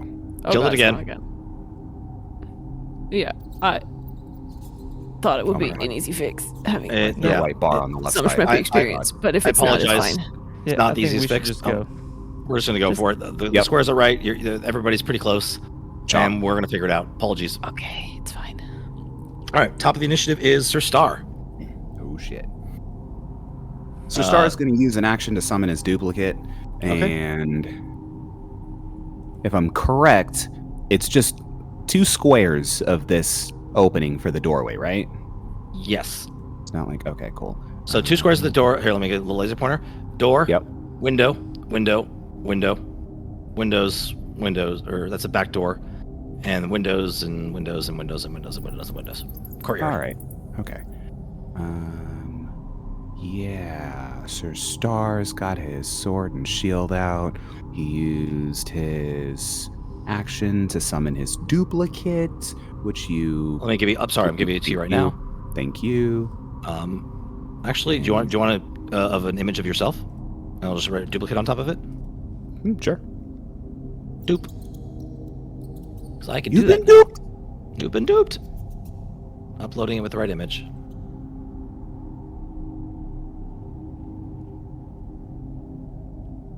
Boop boop boop doop doop boop boop boop doop. Hold on. Dup. There we go. Oh no, it's gone forever. Because he Perfect. doesn't, he's incorporeal, so like All good. Can take your in a your situation like this, exactly. He's just in my square, oftentimes in my footsteps, and we're just kind of bobbing and weaving and having this weird after image duplicate effect happening. square. Everyone thinks they're drunker than they are. Also under attack. Perfect. That's your Yep, give me one standard more. action, your movement. Do you have a bonus action you want to use? Because something in duplicate is a standard. No, isn't that a bonus action? No, it should be a bonus action, but it is a standard action. Okay. Do you have a bonus action you want to use? I am deciding to not. Wait, hold on. Okay, hey, hold on. I think I do. I'm so sorry. All good. Yeah, there we go. Cool. Bonus action. I'm going to go ahead and channel again and throw my poison strike on my sword. Hell That'll yeah. last for a minute until I Great. use it. Great. That's it. Okay, perfect. Next is Vesper. Is the barrier still up? It is just failed. Me go. You go. Me go stab. Step. Oh, how the fuck did that happen? You go I outside. had me, and then I had a skeleton. It's you. You are the skeleton. All right. So for these are not skeletons. These are whites. Scombies. Bleeding whites. Cool. Stab him. Stab him good. Stab him twice, maybe 3 times. We'll see what's That's happening. 17 to hit. That's a miss. Try again. Okay. 17 misses. It does. Okay. They are wearing these. Plate mail? They are wearing. Actually, yeah, it says plate mail right here on the character sheet. Yep, they're wearing plate mail. 27? That hits. How are we gonna hit a fucking million whites with 17 armor class GLHF kiddos? Alright. So that is. Oh, what do we have now? A plus 6? Which makes it a plus 7 because these are plus 1 swords. Okay. So 15 points of slashing damage. Excellent, and that's to And number 4. 5. Yep, and 4 points of cold damage. Nice. 19 points total. Perfect. Okay. Are they whites? They are a custom monster for the module known as Bleeding Whites. Okay, because regular whites would be immune to cold damage, which is what I was waiting for. But we Gucci. Conditional immunities? Nope. You said cold damage? No. Nope. All good. You're Keep good. going. You're good. Offhand is a 22 to hit. That's gonna hit. Or 3 slashing and 7 cold. Okay, excellent. All right. Seems annoyed, but definitely not bloodied. DM, I am moving myself because just, the square's not lining up. I really wanted to be right in the doorway, like Yeah, right pretend next that to the two of us are That's- blocking the doorway, Exactly, basically. that's what I want. Okay, that makes sense. I'll We were see. blocking the door. Ugh, I could just delete the image No. and bring back another No, one. just keep No. going. No. Okay. All right, you're in the doorway. Cool. Sorry, y'all. Did not realize that didn't line up. Good. okay. You're both in the doorway. It's good. How Next dare you is being going to human. be baddies. So, unfortunately, it's going to be so they can only. Oops. Let me just not make them all disappear. You're going to have 2 of them are going to be able to attack you. The other ones are going to try to get around, but they're not able to because they're blocked in. So we're just going to have everybody Yeah. basically up at the door. Right, because think about it, right? Like, think about it as that, like, Yeah. the 2 of us are blocking the doorway and Right. such that we should only be able to be in contact with, like, 2 Right, 'cause there's enemies. walls Yeah, on it either should be side. 2. Walls on either side. You're right. Thank you. Actually, it should be. Oh yeah, 'Cause we're there's not giant out the fire door. things there. Yeah. So there should there's be- big braziers right here. So yeah, the Yeah. way I'm going to say this, only the 2 There's- directly in front of you can do anything. Yeah, there should Which be is 2 good. on each of us, the direct and then the No, yeah. diagonal. Thank Yeah. you. Exactly, Allie. That is correct. Okay. Okay, Cool. cool. All right, now All we're right. good. This Now- was more well, tactical than I even thought of. Perfect. All right. So I'm gonna go with number 8 attacking first for simplicity purposes. All right, Allie, you are going to be attacked first. Let me look at the combat sheet. All right, first attack's going to be a 25. Disadvantage. Good. Shield good. fighting. They rolled well as well, so 20 to hit is the second attack. Sure. Okay. Okay. To hit one target or plus 2 poison damage. Okay. All right, they attack you with one of their claw attacks. They're incredibly long, razor-like claws, and they do you dirty for 13 points of slashing damage, as well as 6 points of poison damage. Okay. Next attack will be a 15 to hit, Miss. and that's going to miss. All right, and then we're going to go with number 5 to attack. 10 to hit, which is a miss, and a natural 20 to hit. Sure. Okay. Okay, so it's going to be 11 on the dice. It's going to be 15 points of slashing, Mm-hmm. and the poison comes in. Oh man, my dice came to play today. 5, 6, 7, 8 equals 15, 20, 26. 26 points of poison damage. Okay. Jesus. Okay. And that's turn. Vesper's bloody. All right, Nathaniel. No, that was. Wait. Oh, I thought 5 was attacking.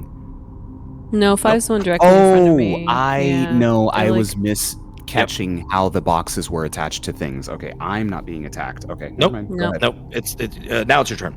You're being attacked by number 1. First attack's going to be an 11 to hit. That's a miss. Next one's going to be a 21 to hit. That'll hit you. First attack deals 7 points of slashing and 11 points of poison. Number 12 will then attack you, Nathaniel. Does a 18 hit you? No. Okay. And the second attack will be less than that, so you only get hit once. Vesper got lit up. That is their turns. These other guys are going to move around, and these ones are going to attempt to shamble off to see if they can hop this fence. He's going to have to roll athletics and falls the fuck on his face. That one does not make it over the fence. So it's going to attempt to over the fence. Makes it over. So it's going up to this window to try to smash window. This one's gonna move up to window to attempt to smash window. There, and there. Gets the whole thing, and he falls on his face as well. He's prone, and that is all their movements. Next is going to be Talon. Okay, so You're sane. Huh? You're sane. Good luck. Yeah, this is beautiful. So I do something I haven't for a long time, and I reach out and hold on to my gilded lily flower.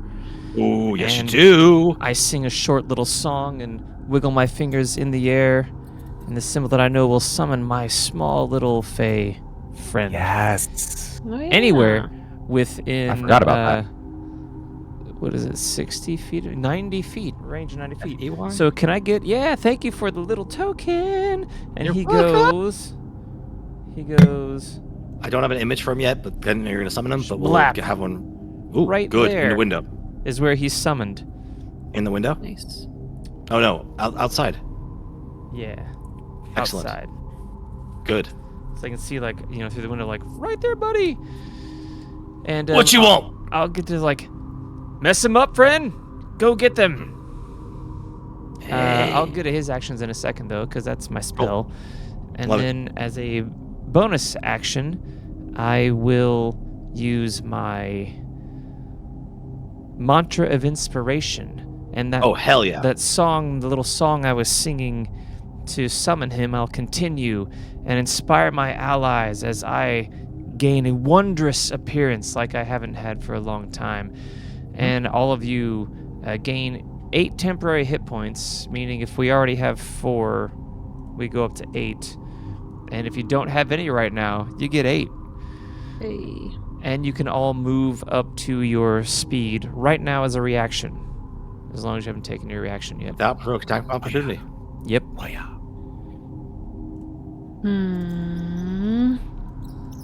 Burke bursts through the window and Through the window. Yeah, exactly. Oh yeah! Oh yeah! Oh yeah! Okay.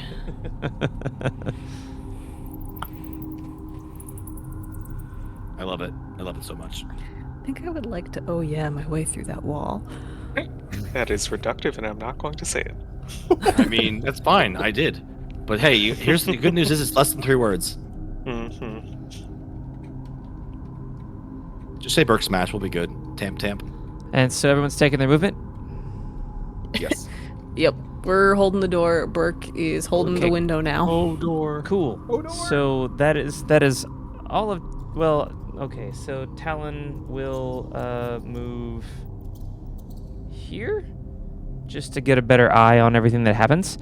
And then the little Fey friend takes their actions. Get it. And what right. it will do is Fey step over here. And then take its 2 attacks, the first one with advantage. Oh hell yeah! So the one that On hit numero uno. Vesper, is that this number 5 right here or number 8? Number 5, yes. Number 5 hit Vesper. Yeah, I mean, number they both 5. hit me, but 5's a critter. Number 5 is not going to be alive. Hopefully, We'll see. Hopefully. we'll see. With advantage, all right, on this first attack. So 16 plus 9, does a 25 hit it? It does. Okay. It will take 6 force damage. Good. And that's almost max. Hell yeah. 13 piercing damage Very nice. on its first attack. Get it. Get him. Ooh, probably gonna miss. 15's probably gonna miss, right? A 15 does miss, yes. Yeah. Well, he's trying, and that is my round. And this guy lasts for an hour as long as I concentrate. And guess what I'm gonna be doing? What's his hit point total? 50. Cool. AC 17, movement 40. We haven't had him so long, I don't have his stuff memorized anymore. Yeah, it's all good. I jotted him down quickly. It's Perfect. easy Thank to you. make. And I'm done. Thank you very much. Excelente. Hey, Burke, you just Kool-Aid. Now what? Oh, I should say he's fuming. Nice. Yes. He's pissed. He's not happy. Also on fire. Also fire. Angry boy. And he's small.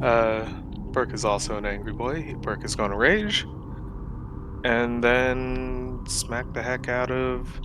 another ones around me have been hit, correct? Correct. Okay, going for number 11 then. All right. That's a 19 to hit. That'll hit. We're narrowing down that AC, y'all. 15 damage. Hell yes. And then second attack, if D&D Beyond wouldn't stop dicking me around. 22 to hit for Hits. 11 damage. Nice. Honk honk. 26 points of damage.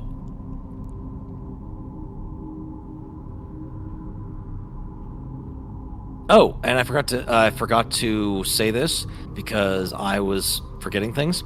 All of your weapons actually are +3 martial weapons, dealing an extra 1d8 when attacking enemy that is undead.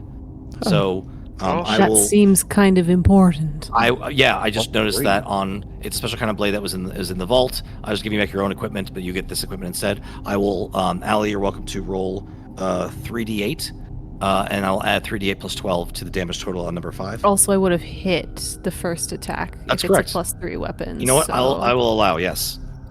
Okay, let's start with that, shall we? Yeah. Sorry about So- that. It's okay. Damage Lot on of the cool stuff going first on. Yep. is 11. Oh, no, more than that. They're +3 now. Mhm. So, hold on. 6 + 3. I'm adding a +9 to this? Jesus H. Christ.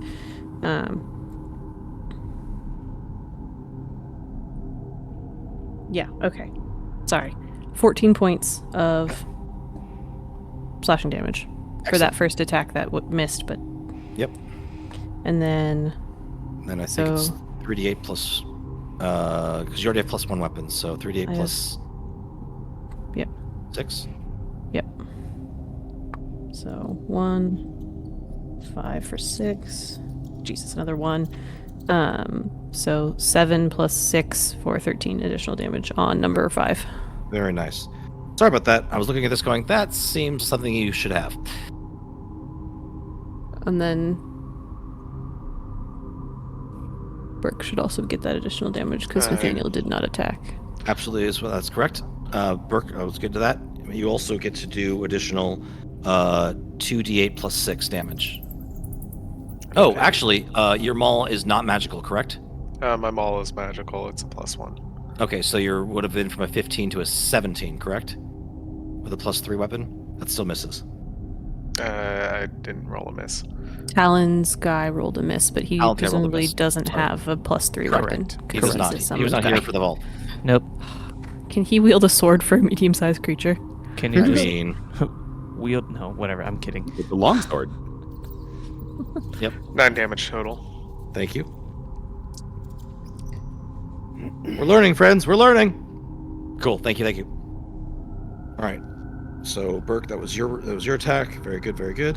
Do you have a bonus action you want to use? Or that was raging. That was perfect, right? That brings us back to the top, unless you have a movement, with Sir Star. Okay. Sir Star's about to let loose. Cool. Hell So, yes, he is. Sir Star has his Paladin get duplicate undead. right on top of him. So, oh shit, that's right. I actually need another D8. Fuck. Uh-oh. Sorry. Now you're good, man. Get him good. But while I'm 2. finding that thing, oh, it was right on top of my fucking dice bag. Oh. I don't know. Okay. So Meant to be. he's got his duplicate right on top of him, which means that he gets advantage on his attacks for anyone that is within 5 feet of him. He has imbued his sword with his channel divinity poison strike. Whenever I strike with that, when I have advantage, I instead of rolling 2d10, just roll max damage on that. So that'll be an extra 2d. No. You said I have a +3 sword, and I roll an extra d8 with that. Whenever you attack undead creatures, yes. Okay, It's cool. the material So- that it's in. Let's just start with the attack. Oh, fuck! Uh-oh. That's a nat 20. Oh, let's go! And you're smiting? That's who are you attacking? Attacking the one right in front of him. What is that? Number 1. Oh, yeah. Has get not him. been hit, right? Yeah. So. No, but it very well might die. Get him. Oh, I fully plan on that happening. Do you want me to double damage or roll dice twice? Roll double the dice. Okay. All right. I don't have that many dice available, but I will. So I will roll Roll them twice. Yep. So I'm Twice gonna the count this out dice. for you as well. I get my sneak attack damage that does Yep. not get doubled. Oh, with it the doubles. crit. Every die Oh, it doubles. does? Oh, Your fuck, smite okay, doubles, your cool. sneak attack doubles, Okay. the special extra die doubles, everything doubles. Smoke this Oh, dude. yeah, Smoke including this my smite. fool. So I've got Yeah. 2d6 for my sneak attack damage. I've got a d6 from my scimitar. I've got a d8 from the thing you just gave me. Yep. I've got my d8 for my scimitar. I'm smiting with a 2nd level spell for 3 So- extra d8. I'm attacking an undead enemy, which Oh is my God. another d8 for my smite Wait, in start and over. of itself. I will. So I've got 2d6. Do you actually want? Was that a joke? No, I lost track, but like if you got it, go okay. for it. No, I'll start You're over. good. You're so far so good. Keep Thank going. you. No, like I know what I'm doing. I know I have the right Oh, it's so good. So many dice. Yeah, smash This is more than smash Fireball. this thing. Okay, so oh fuck, math. Fuck. No, man. God dang it! Immortal enemy. So many dice. Oh, sorry. I You roll love it those when dice twice. somebody's like, I rolled like fucking ass, like distant from the microphone. It's my favorite. Just, God damn it. Yep. And then he rolls all those dice again. 27, 28, Best thing about paladins, you can choose to crit smite after you roll a crit. 60. You can choose to smite whenever you want, baby. After the hit. So that's going to be 64 damage for the first roll. You doubled the dice already? No. I don't. I have to re-roll. I don't have enough dice available, so I've got Oh to my re-roll all of these. Christ! Okay, He's Yeah, rolling that's- like 10 dice. Yeah. That's 64 for half of my crit, and I rolled a couple Jesus ones on my Christ. dice. Yeah, baby. Critting Is is fucking nasty for me. Like, oh my Oh. god, I love it. Oh, it's so good. Burst him. Burst him. If you have a paladin, send him in. Send in the Time to pals. crit. 56. That's 56 damage for the second part of the crit. And 20 damage in one Let's hit. Go. Good fucking bye, Eraser Man. How do you want to do this? That is the most attack I've ever seen in a single hit or a single swing thus far. Well, His goddamn attack done. Holy shit. is so gnarly and so quick that he just like lashes out in such a quick but almost seemingly casual way. You know how like cheetahs seem casual when they're fucking sprinting? That's how Sir Star is. This is just so easy for him. He quick slashes back and forth, and his necrotic sword literally eats away this undead being as it starts with this necrotic damage and then bursts into light, into nothingness. Bye-bye. Bye-bye now. Bye-bye. And now he'll go for his second attack. You erased him from existence. Good job. He is gone. Fuck yeah. Let's go second attack against... Is number 5 looking bloodied? Number 5, yes. You should be beat the fuck up because I've hit him a ton. The Fae He's hit him definitely a bloody. ton. He's definitely looking really, really rough. He's looking hurt. Okay. Nat So I'm going to 20. go for Nat 20. number 5 then. Okay. And I get advantage on that attack as well. That is going to be... Why do you get advantage on that 24 to attack? hit. Because my duplicate is right here next to me. Okay. that's Whenever our I'm attack. attacking something and my duplicate is within 5 feet of it with me, I get advantage on the attacks. Okay. Not just the cool. first one. All of them! Nice. So that's a 24 to hit. That hits. And I no longer get my sneak attack damage. That's okay. That's why it costs an action to summon. That makes sense. Yeah. I mean, it is... Really good. It is good, but also if you look at the history of like me playing, because it's a standard action, I actually rarely end up using it. Oh no, I get you. So often Totally. combat starts and it's like I don't have that time. We got to get moving. Right. I got to protect Yeah, someone. advantage on every attack is so good. I will burn a first level spell. Mhm. Wait, hold on. Nah, not on this guy. He's No. already beat the fuck up. I forgot that I already get the extra D8 from the weapon that I have. So Yeah, no, you do. I'm not going to burn a spell on this one. So I got the extra D8 you gave me. I've got my scimitar. Come on, make Johnny 5 not alive. Mhm. I feel like I'm missing something. These guys ain't shit. You got this.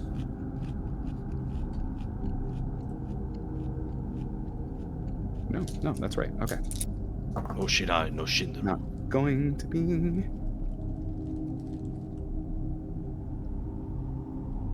That's going to be 14 points of damage.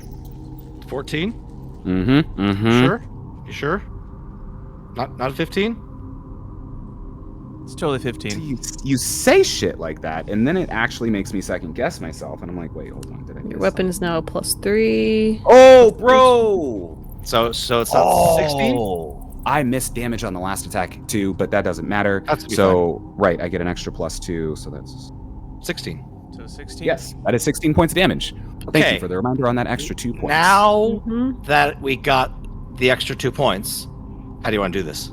Yes. So Yes. this, in essence, the second slash on the first baddie that he killed really just carried straight over through the throat of the second baddie. Oh yeah. Yep. The second one just disintegrates, whereas the first one bursts in white light.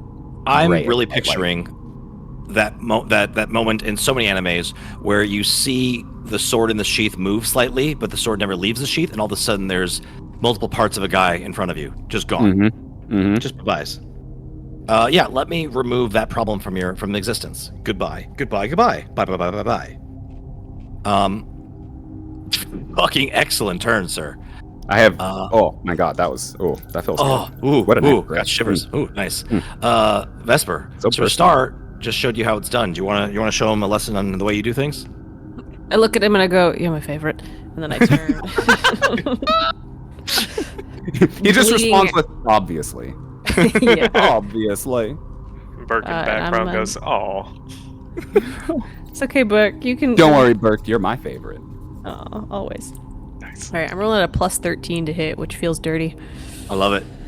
Plus the weapons are great. Well, it's the last weapon plus the belt. Yep.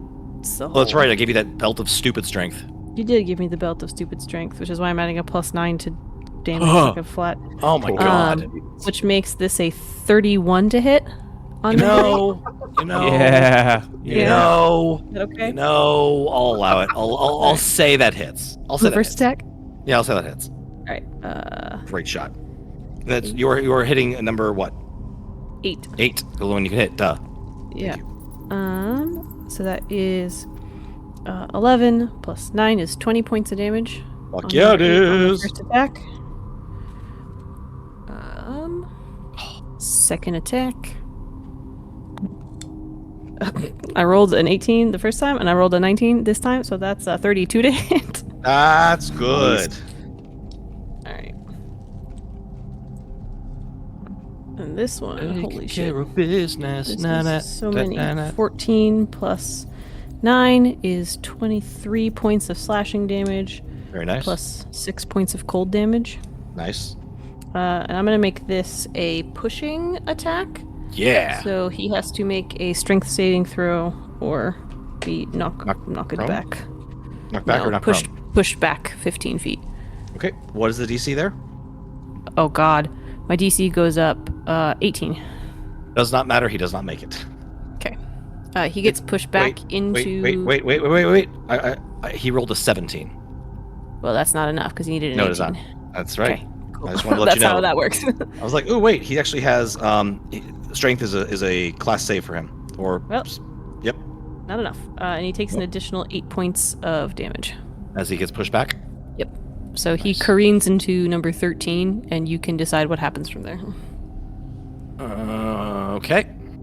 So another 8 points of damage for number 8. Mm-hmm. Oh, he's definitely bloodied. Very bloodied. He hits 13, and number 13 is actually going to fall prone. Cool. And then with my bonus action, I'm going to second wind. E for prone. Get some hit points. E for Okay. prone. We'll get back 17 hit points. Great. Okay, cool. Cool. I'm at 69. Nice. Perfect. Nice. Nice. So, never mind. Talk about it later. Saw a very funny thing with games. All right. Next is going to be baddies. It's me. I'm baddies. Okay, cool. Burke. You have friends. Yup. All right. First, they're going to say hi to you. First attack will be a 19 to hit. 19 hits. 19 hits. Okay, that's not a crit. That is max damage on that roll, though. So 14 for the claw. And 8 Is this poison magical or anything in any way? No, that is non-magical damage, but the poison, I believe you will take full damage from the poison. Rage I also am resistant. doesn't care if it's magical or not, just so you're aware. That's good to know. Yep. Patch notes. Good. Mhm. Yeah, patch pretty much. So the total of 22 would be half to 11 then. Cool. Very good. Second attack, that'll still hit as well. And we'll get... let me just do it all together because you don't care about... Do you care about poison? Do you have resistance? I have resistance to poison. Okay. So, yeah, Well, then do we're it all gonna together and we're gonna half them. We're gonna half it twice for that one. I think you have it twice. If your resistance and then your rage attack effects giving you... No, hold on. Does rage you get resistance to all forms of damage, or does it say you have all damage? Let me double check. Barbarian. It's the same thing, and also that's not what it says. Okay. So we don't have it twice. Cool. No. All right, 6 and 13. So it's 13 half to 6. Patch. Okay. All right, that is number 10. Number 9 is going to go after you, and it's going to miss. And miss. Nice. Yeah, 13 misses you. Number 11 is going to go after you with a miss. And that's a hit. And he's going to attack you for... Ooh, that's a max on both those dice. 24, half to 12 points of damage. Okay. And the last hit will also miss. So those 3 guys went after you quite a bit, but they missed you a lot, which is helpful. 8 is going to come back and try to bother Vesper some. 13 is going to get from prone. Disadvantage. Okay. I'll probably do that one first. That makes sense.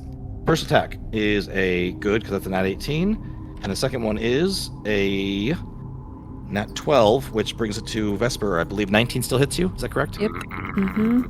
I know, but every time you try to protect me, it never works, and I feel so bad.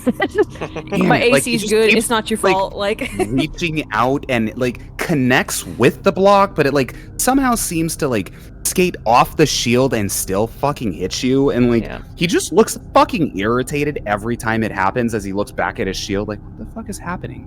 We should have a really good tandem thing going on here. It just never fucking works.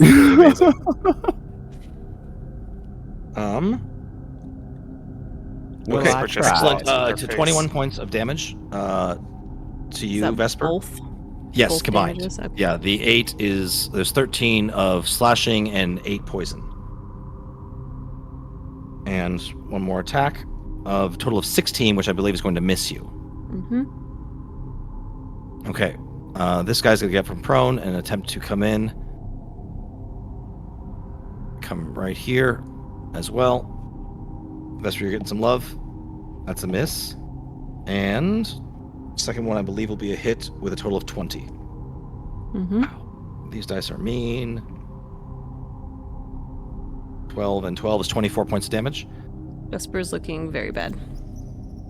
Okay. That is them. And then Nathaniel, you're going to get some love as well. Guy. 1, 2. This guy's going to get up from being prone and going to attempt to head toward break through this window. All right, I'll actually do them one at a time. All right, Nathaniel, first one. Ooh, it's a nat 17. Does not his expanded crit range, so that will hit you though. Oh, good. They have expanded I was crit like, range. what Also, fucking expanded upon crit doing range 25 from plus 17? damage per hit, like good. Christ. Yeah, these guys are brutal. Nathaniel, 12 points of slashing and 10 points of poison. I'm sorry, say that last number again. 10 points of poison damage. 10. Okay, thank you.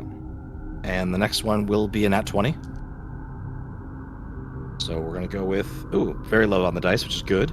That's going to be a total of 8. Lucky. I was so nice about giving up lucky. That is 8 points of slashing. Wow. And I did not roll above a 3 on any of the dice, which is good, because that means this is only going to be 8 points of poison damage. So you're still lucky. See, very lucky. You got it untrained. It's awesome. And that was the first. Those 2 hits, correct? Yeah, 1, 2, Yep. and then the last one is going to miss. Okay.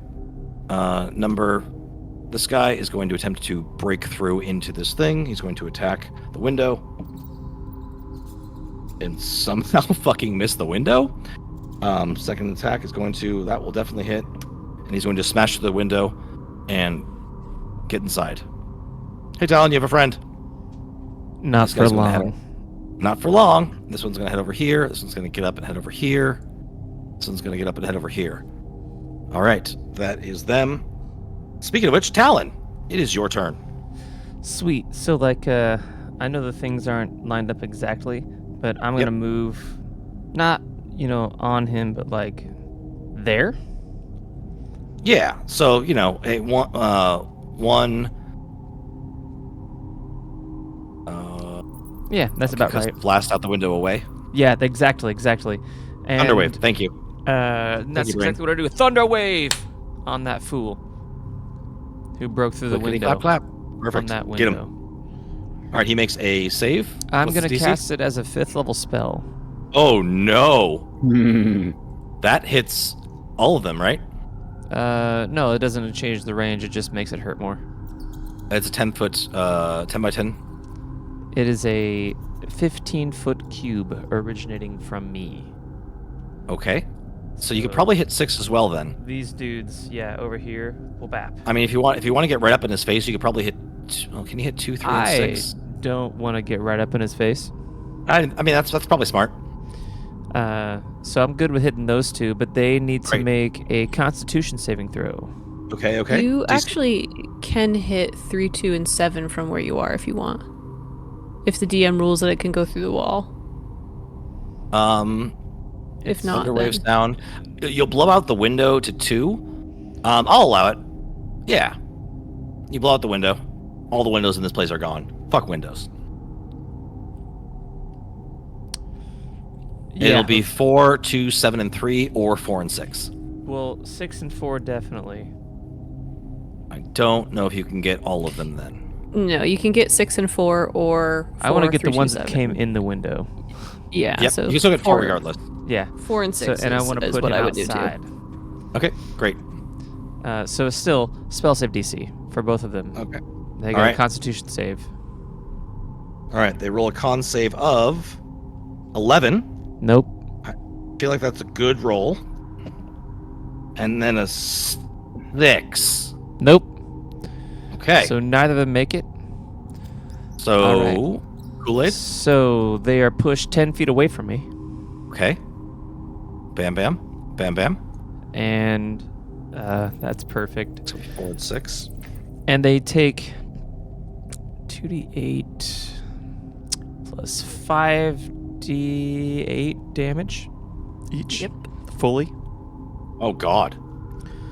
Oh, God. Maybe. I mean, I could roll like poop. It's definitely happened. Minimum 7. At Oh, well, that's 5th good. level, it should be 68. 68. Minimum You are 8. correct. 68. Mm-hmm. We love you, Allie. Yeah. Everyone gets a bonus D8. And you get a bonus D8. And you get a bonus D8.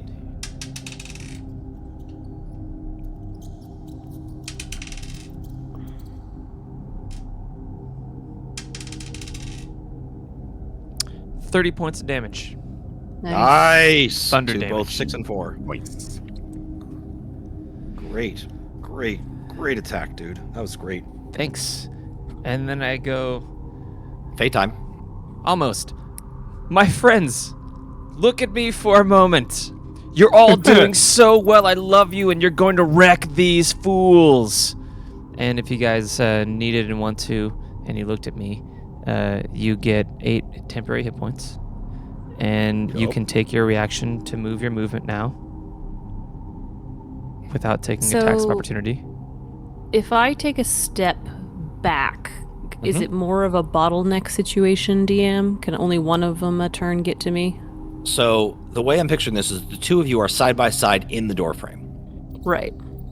If you take a step back, I think that They would then be in the door frame and they wouldn't have Yes. access to me diagonally. Yes, That's what I'm yes. asking. Yeah. yeah, I think so. I Same, think yeah. that'll work correctly. So Though Cool. if he tries to squeeze past you, that may be possible. Don't worry. Do the thing you're gonna do. eh. Yeah, I was like, I'm not going to worry about that. I think we'll Yeah. cross that bridge when we come to it. They can't move through our space, Burn that bridge when we come to it. and we're blocking the space. Yeah.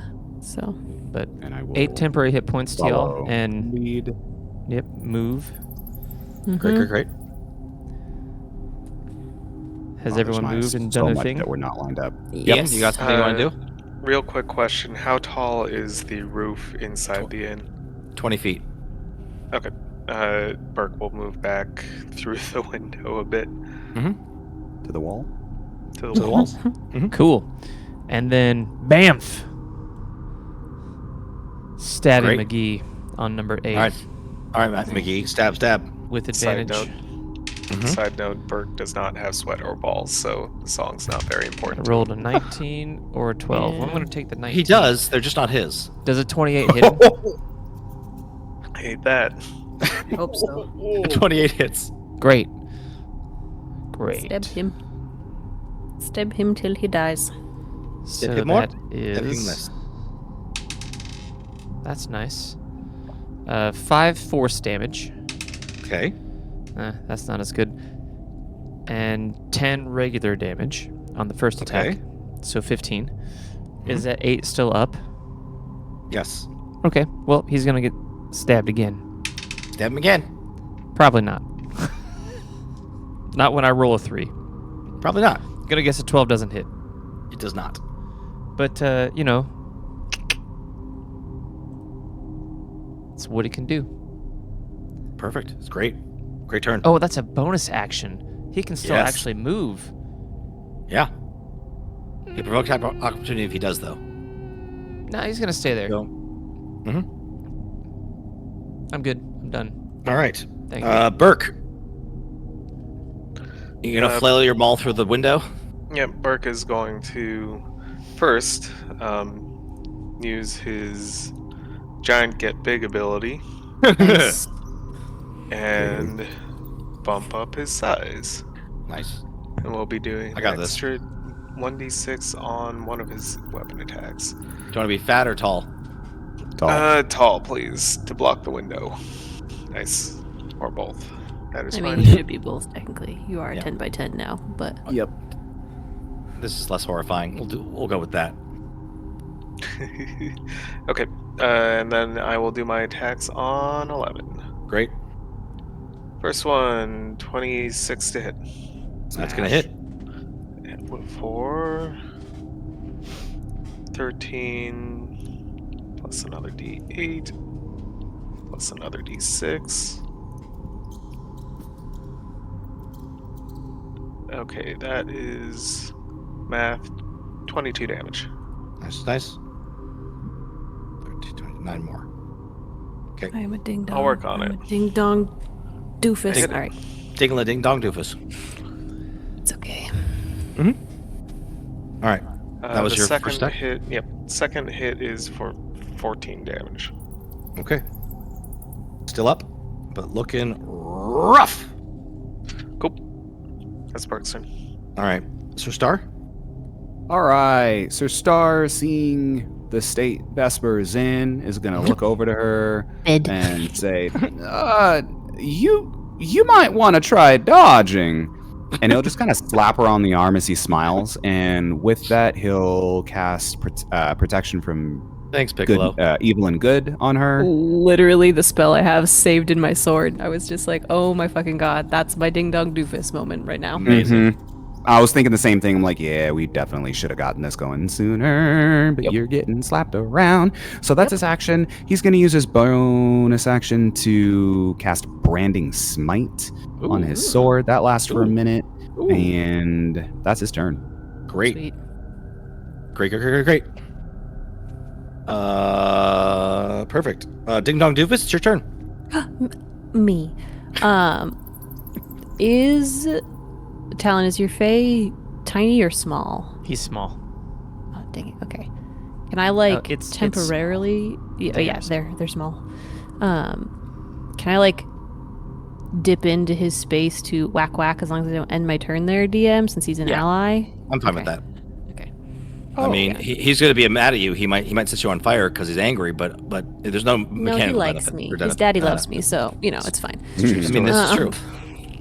Yeah, I'm gonna step forward and like kind of just duck around him a little bit, Yep. and I'm gonna smack onto Yep. number 8 there. Great.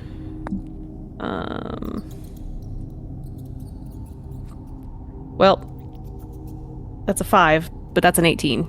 So, does that hit? That hits. Okay, cool. We did it, kids. We found it. We knows. We been know. 9 plus 9 is 18 points of slashing damage. Okay. Well, I have a question for you. How do you want him to drop? She's gonna use her newfound fucking strength to like, cause she's got the scimitar, right, which has like a flat side.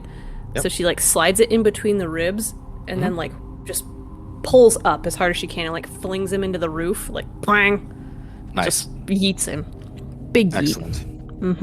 Okay, this is now we're at the top again, round 3. Cool. Very good. Big yeet.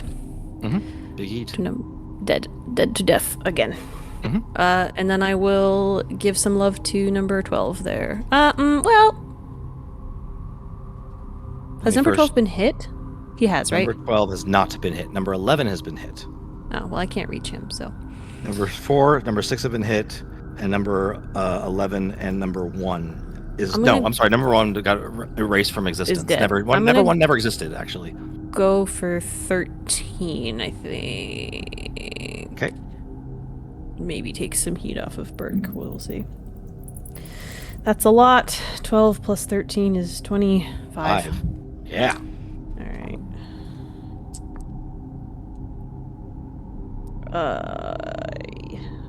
14 points of slashing Good. and 8 cold. Good. And I am once again going to make this a pushing attack. So he has to make a strength save, DC 18. Or get Jotunheimed. Okay. 18. 18. He rolled good, and his strength is good, so it's a 22 save. Sure. Okay, so he doesn't move, but he does take an additional 10 points of damage. Nice. This is 10, number 13. Yeah, 13. Yeah. Yep. Great. Um, Awesome. And then, do we do potion bonus action or potion? How does that? We don't do potions really, so I don't know. Potions can be used as a bonus action as long as you have something that is holding it, like a bandolier or something. We've not really done potions a whole lot in combat, but I adopted the same rules that you have in your game. Okay. If you take it as a full action, you can get it for max. Yeah, use it as a bonus action, you roll. All right, I'm gonna take this greater healing potion that I have. So that's 4d4 plus 4. Cool. That's double ones on the first. Not great. Okay. That's. Oh my god. 4 plus 5 is 9 plus 4 is 13. All right, that definitely helps. I get 13 hit points back. And then I'm gonna step back again. Okay, that will provoke attack of opportunity. Yep, he has disadvantage because of the spell Sir Starcast. Oh yeah, that's true. All right, first roll is a miss, so the second roll don't matter. And number 12 also gets the attack of opportunity because he's still up. First is going to be 14 is a miss, so it doesn't matter. Very nice. Okay, you survive. Yes, yes, very good. Ah, ha, ha, ha, ha. All right, so it looks like these guys are going to... Number 4 is going to attempt to move through again and come around to the other side. He's going to lose some movement. That's okay. He gets to the window. And he's going to make 2 attacks on Sir Star. Sir Star, first attack is 12. That's going to be a miss. Second attack is a 21. 6 slashing and 7 poison. That's what goes after you. 1, 2, 3. In Talon, you're gonna get some love. Okay. Wait, hold on. Oh, Yep. never mind. Sorry. 21 to hit you, Talon. Yep. Okay. Yes. Yes. 4 slashing and 12 poison.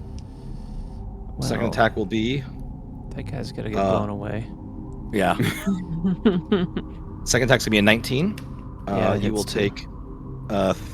excuse me. Well, 10. it depends. Were our shields and armor, or our armors also plus 3s? No. Dang It is not that case. Okay. Good try, though. I was gonna say, 10 worthy slashing. And 9 poison.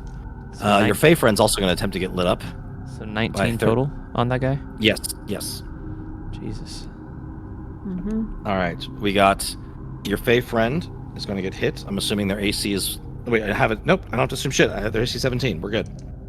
Yep. It's going to take 19 points from the first attack. I will keep track of its hit points because I got it. You got it? Okay. Yeah. Second attack is going to hit as well. That's max on that die. And 24 points for the second attack. Number 12 is going to go for it as well. And it's going to miss for the first attack. What's up? Disadvantage. Oh, well, it missed. Yeah. And next attack will be... last attack will be a hit. And that's going to roll for 6 points of slashing and 15 points of poison damage. Yeah, he's gone. Did not make it. And then, Burke, you're going to have these 2 guys attempt to hit you through the window. I have a question. Yes, sir. Just because it doesn't specify this in the protection fighting style, like, do I have to call that before I hear the roll? Like, normally it would, like, clarify that, and it doesn't here in D&D Beyond. Like, can I hear your roll and then be like, no, protection fighting? It Let doesn't tell me I let can't? me look up the wording of the skill, and we'll go over it between the session next. Copy. Cool. Yeah, I just want to try to get through this before we get too late, and then I'll be glad to double check that with you. Yep. And you both, they have cover, so your AC is going to go up a little bit. As they're both trying to get you through the window, as they're both trying to flailing to attack. That's just going to straight up miss. They're both going to miss for an 11. Number 10. But I believe... Burke, what's your AC? 17 normally. Yeah, 21 will still hit even with cover. Okay, so you get hit by 1. It's going to be a lot of 6s. The devil made me do it. 21 points of damage. Half to 10? Half to 10. That's correct. You're raging. And this young gentleman is going to come in here and say hi to Vesper. Vesper, that is going to be a crit. Sure. I am going to use my... you know what? This is fun. A rune flares up on Burke's shoulder. That is the rune of the cloud. And instead of hitting Vesper, the thing's hand lights up and it just turns around 180 and crits on the guy behind him. Wait, Nice. what? What is this sorcery? When you are a creature you can see within 30 feet of you is hit by an attack roll, you can use your reaction to choose a different creature other than the attacker within 30 feet to become the target of the attack instead. Using the same roll. Oh my god. That's so good. It's so fucking funny. Eat shit and die. All right, let's double these fucking dice, kids. All right, that's not bad. That's not bad. So 14 slashing, and that's 10. That's good because the crit might have taken me out. And 16. That's total Also, he had 30. disadvantage, so it might not have been a crit. Yeah, That's fine. yeah, exactly though. That's 30 damage. But yeah, before he got his disadvantage, Burke was like, "No, please crit over there." That's actually 30 points of damage is really fucking good. And he looks around, and he's going to attempt to bonk Vesper again, this time with disadvantage. Not cocked. All right. Does I think a 18 still hits you? No, sir. It does not. Thank you. +3 armor, that totally exists for the win. Yep. AC All right. 19, dual fighting, dual All right. wielder feat. Wow. All right, number 2 attempts to break the window. Nat 1s, which is good. And does not. Number 3 attempts to break the window and does. He's going to crawl through and come up to here and attempt to hit Sir Star with his 1 attack, and he misses. Number 7's also going to crawl through and get to here. And Peercy, he's going to attempt to attack you with another natural 1. Great, that's good. We like this a lot. And a natural 4. Love it. Yup. And that is their turn. Talon, you got friends. Not anymore. 4th level thunder wave. Thunderwave! Get it? Man, see these guys that are right here crowded around me in this like nice Not little anymore, like no. 15 to 20. Yeah, they're all gonna get it. 4376. Yep. And 2 of them have already hit once, so I need a Constitution saving throw from them. Hey, they are not great at that. Okay, I so hope all they're 4 of them really make it. So I'll do that from low to high. So number 3 is going to go first, and he rolls a nat 14, which for his con save makes it a 14. That misses. Okay.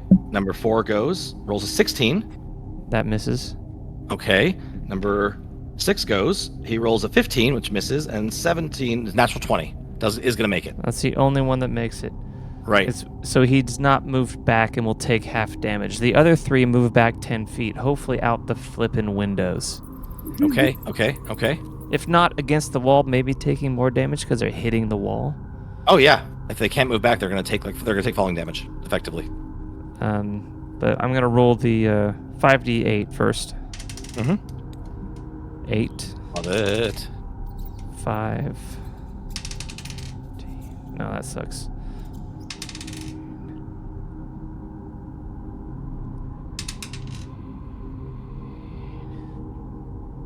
$22. 22? Yep, to everyone except the guy who saved, he takes 11. All right, let me see here. That's going to be boop. 22 from 4, 6, 4, 3, 4, 6. Yeah, I'll be surprised if 6 and 4. aren't toast. 4 has not been hit yet. Yeah, I did 30 to 4, so you're incorrect about Yeah. Oh, that. I'm sorry. 4 has been hit and 6 has been hit, yes. So that'd be They're 52 both to bloodied. both of them. Yep, they're both very bloodied. That's... And they get blown the fuck out a window. This one's going to get blown into this wall, taking more points of damage. So give me another. Actually, I'll do it. It's going to take I'd rather. Okay, go for it. Give me 2d6. Okay. I mean, I rolled a 6 on my first one, so roll good. Cool. How about 10? Yeah, that's good. All right. 2, very nice, and 7 takes it is okay. Talon. All right, that is them. Talon, Wait. do you have a bonus action you want to use? Oh, totally. Movement. Yeah. But so 6 has taken 62 points of damage and isn't down. That is correct. That is correct. That seems not good. Yeah. Yeah, it's bad. They have a bajillion hit points. So I'm gonna do this. There looks good. Okay, so Okay. You will provoke the opportunity to do that if you move. on with my movement. If 7's close enough to hit you, which means you're leaving a threatened square, which means if you move, you will be provoking an attack of opportunity. Okay, whatever.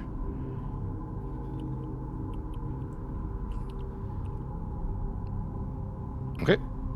And they roll real good. They are going to hit you. Oh, I see. For a total of Math 20 is points of weird damage. with Mm-hmm. Because technically the diagonals are 7.1 feet, which is outside of range. And then Thing. I'll bonus action the mantra of inspiration again. Yes. You already running away? used your, oh no, you're moving. You're good. Yeah, Like, you're kill these things! Kill these things! good. Kill it, Please kill it, help, kill it, guys! kill You it. need to do so well. And then I'm trying, but Vespa's not dodging enough. you each get 8 temporary hit points and can move your movement right now. Without I'm gonna. I kind of want to get up near Burke. Burke, protect me. No, we should hold the door. It's. I mean, they're all sort in of- right now. It doesn't. I guess so. They're gonna get in the windows. So Vespa, All right. I'll stay by your side. I'm gonna get close to Burke. and I look almost dead. Yep. Oof. I feel you. I Run, mean, boy. like, I can't take another hit, so I don't know what Run, boy. happens after death. In No, death. wait, there we go. Mhm. That's what I want. Oh, my dude. Okay, Oh. let's start pulling out some stops here. I don't have First, tactics. first bonus action, I'm going to second wind, get 8 hit points back. Okay, perfect. And then I am going to action surge and just start clobbering the fuck out of these guys. Get it. Going for 11, which I've hit like 4 times now, I think. Yep. He's looking pretty beat the fuck up. 21 to hit. That's a hit. That is 12 plus a D8.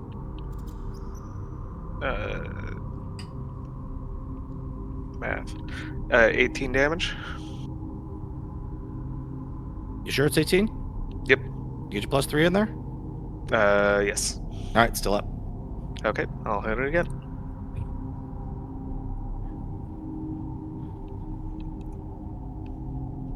That's a 19 to hit. That'll hit, and that'll kill it. Okay. And then, with my action surge, I'm going to continue on to the next one. Get it. Wow, that is a 31 to hit. Oh, jeez. Leave some attack for the rest of the party. No, don't take them. Kill them. Kill them dead. 24 damage. Oh, that's a good hit. Yeah. And then second what they can attack is 29 to hit and wait, extra D8. 1. That's 17 damage. Nice. He's looking pretty close to bloodied. Burger's getting tired of these things. Bonk, bonk, Right. bonk, bonk. All right. That's your turn? Yep. Okay. At the beginning of the next round, black lightning screams across the sky, striking the ground out in front of the junction, right in the courtyard. An eruption of black and violet energy emanates from the explosion. A host of new figures appear. A humanoid woman clothed in black and rusted colored hair, tied into a braided bun, steps into view. Her eyes blaze with white power as she unleashes a wave of blinding radiant energy, instantly vaporizing the wipes in her immediate vicinity. Bam, bam, bam. Damn, son. With the earth-shaking roar, the gargoyles hewn from jadestone burst forth from behind her, carried by long, powerful wings, soars through the nearest two wights, with sharpened the edge of his wings, cleanly slicing off the top halves of their heads. A dozen warriors follow, clad in plate armor, painted matte white, with razor-edged elbows and knees, and shoulder pauldrons. The helms are all fashioned to resemble animal skulls. You have ravens, elks, bulls, and rams. Their weapons are all sculpted from the glossy black metal that you guys are currently using. Seen in the vault, and they waste no time wading into the fray, cutting down rights left and right. In a matter of seconds, the enemy is no more. The guard fans out, and the bars out, and they are chosen guard of the godless monarch. The tall humanoid one turns to you and says, "Thank you for your efforts in fending off this threat." Valen also adds, "Comport yourselves with honor," and before the gargoyle can finish, a terrible rending sound like dozens of canvas sheets being violently ripped apart echo through the fields. All around you, cracks of darkness from across the ground and through the air itself, as if something is tearing apart the very fabric of reality. Black shadows pour forth like liquid, and before you can even begin to process the sight, dozens of creatures begin to crawl through, crimson veins pulsing under sickly gray skin, stench stretched over long, gnarled limbs and in oversized clawed hands and feet. A vertical seam appears running up the center of the headless torso and splits open, turning the creature's entire mass into a gaping maw of wicked teeth, with their long, prehensile tongues hanging so low that they drag on the ground and let out an ear-splitting shriek and begin to attack. At the same time, a deafening crash of thunder rolls across the sky. Above you, a massive vortex in the sky grows dark. Streaks of blue lightning flash through the black and purple clouds, preceding another roll of thunder. As the clouds open up, and thousands upon thousands of bodies, wreathed in golden flame, rain down to the sunless crossing. Okay, that definitely ain't right. That shouldn't be happening. Johan Box, and there, we're going to end our trip into the Black Ballad. If you want to see what happens after that massive clusterfuck, you're gonna have to go back, pick up a copy of the Black Ballad. That will be available. Sure, I actually don't know, but sometime soon. Go check them out. That was super intense, and I wasn't sure I was gonna make it. That was awesome. Thank you, everyone, for joining us and checking out the Black Ballad. Thank you to the crew behind the Black Ballad for putting some awesome content in our hands. Yeah, it's been a lot of fun to play with. There's so much. As I was reading through the module, I legitimately did not want to run it because I wanted to save it for when I run my next TPK. It's so good. It's really, really good. But you guys got a small taste of it. We definitely heavily eclipsed a lot of it to make sure that we were able to get to the end. But it's a super fun mod. Yeah, and for those of you who are like really interested in it, we've had the QR codes and websites going, and this will also be in our text and messages after this. But please go check them out.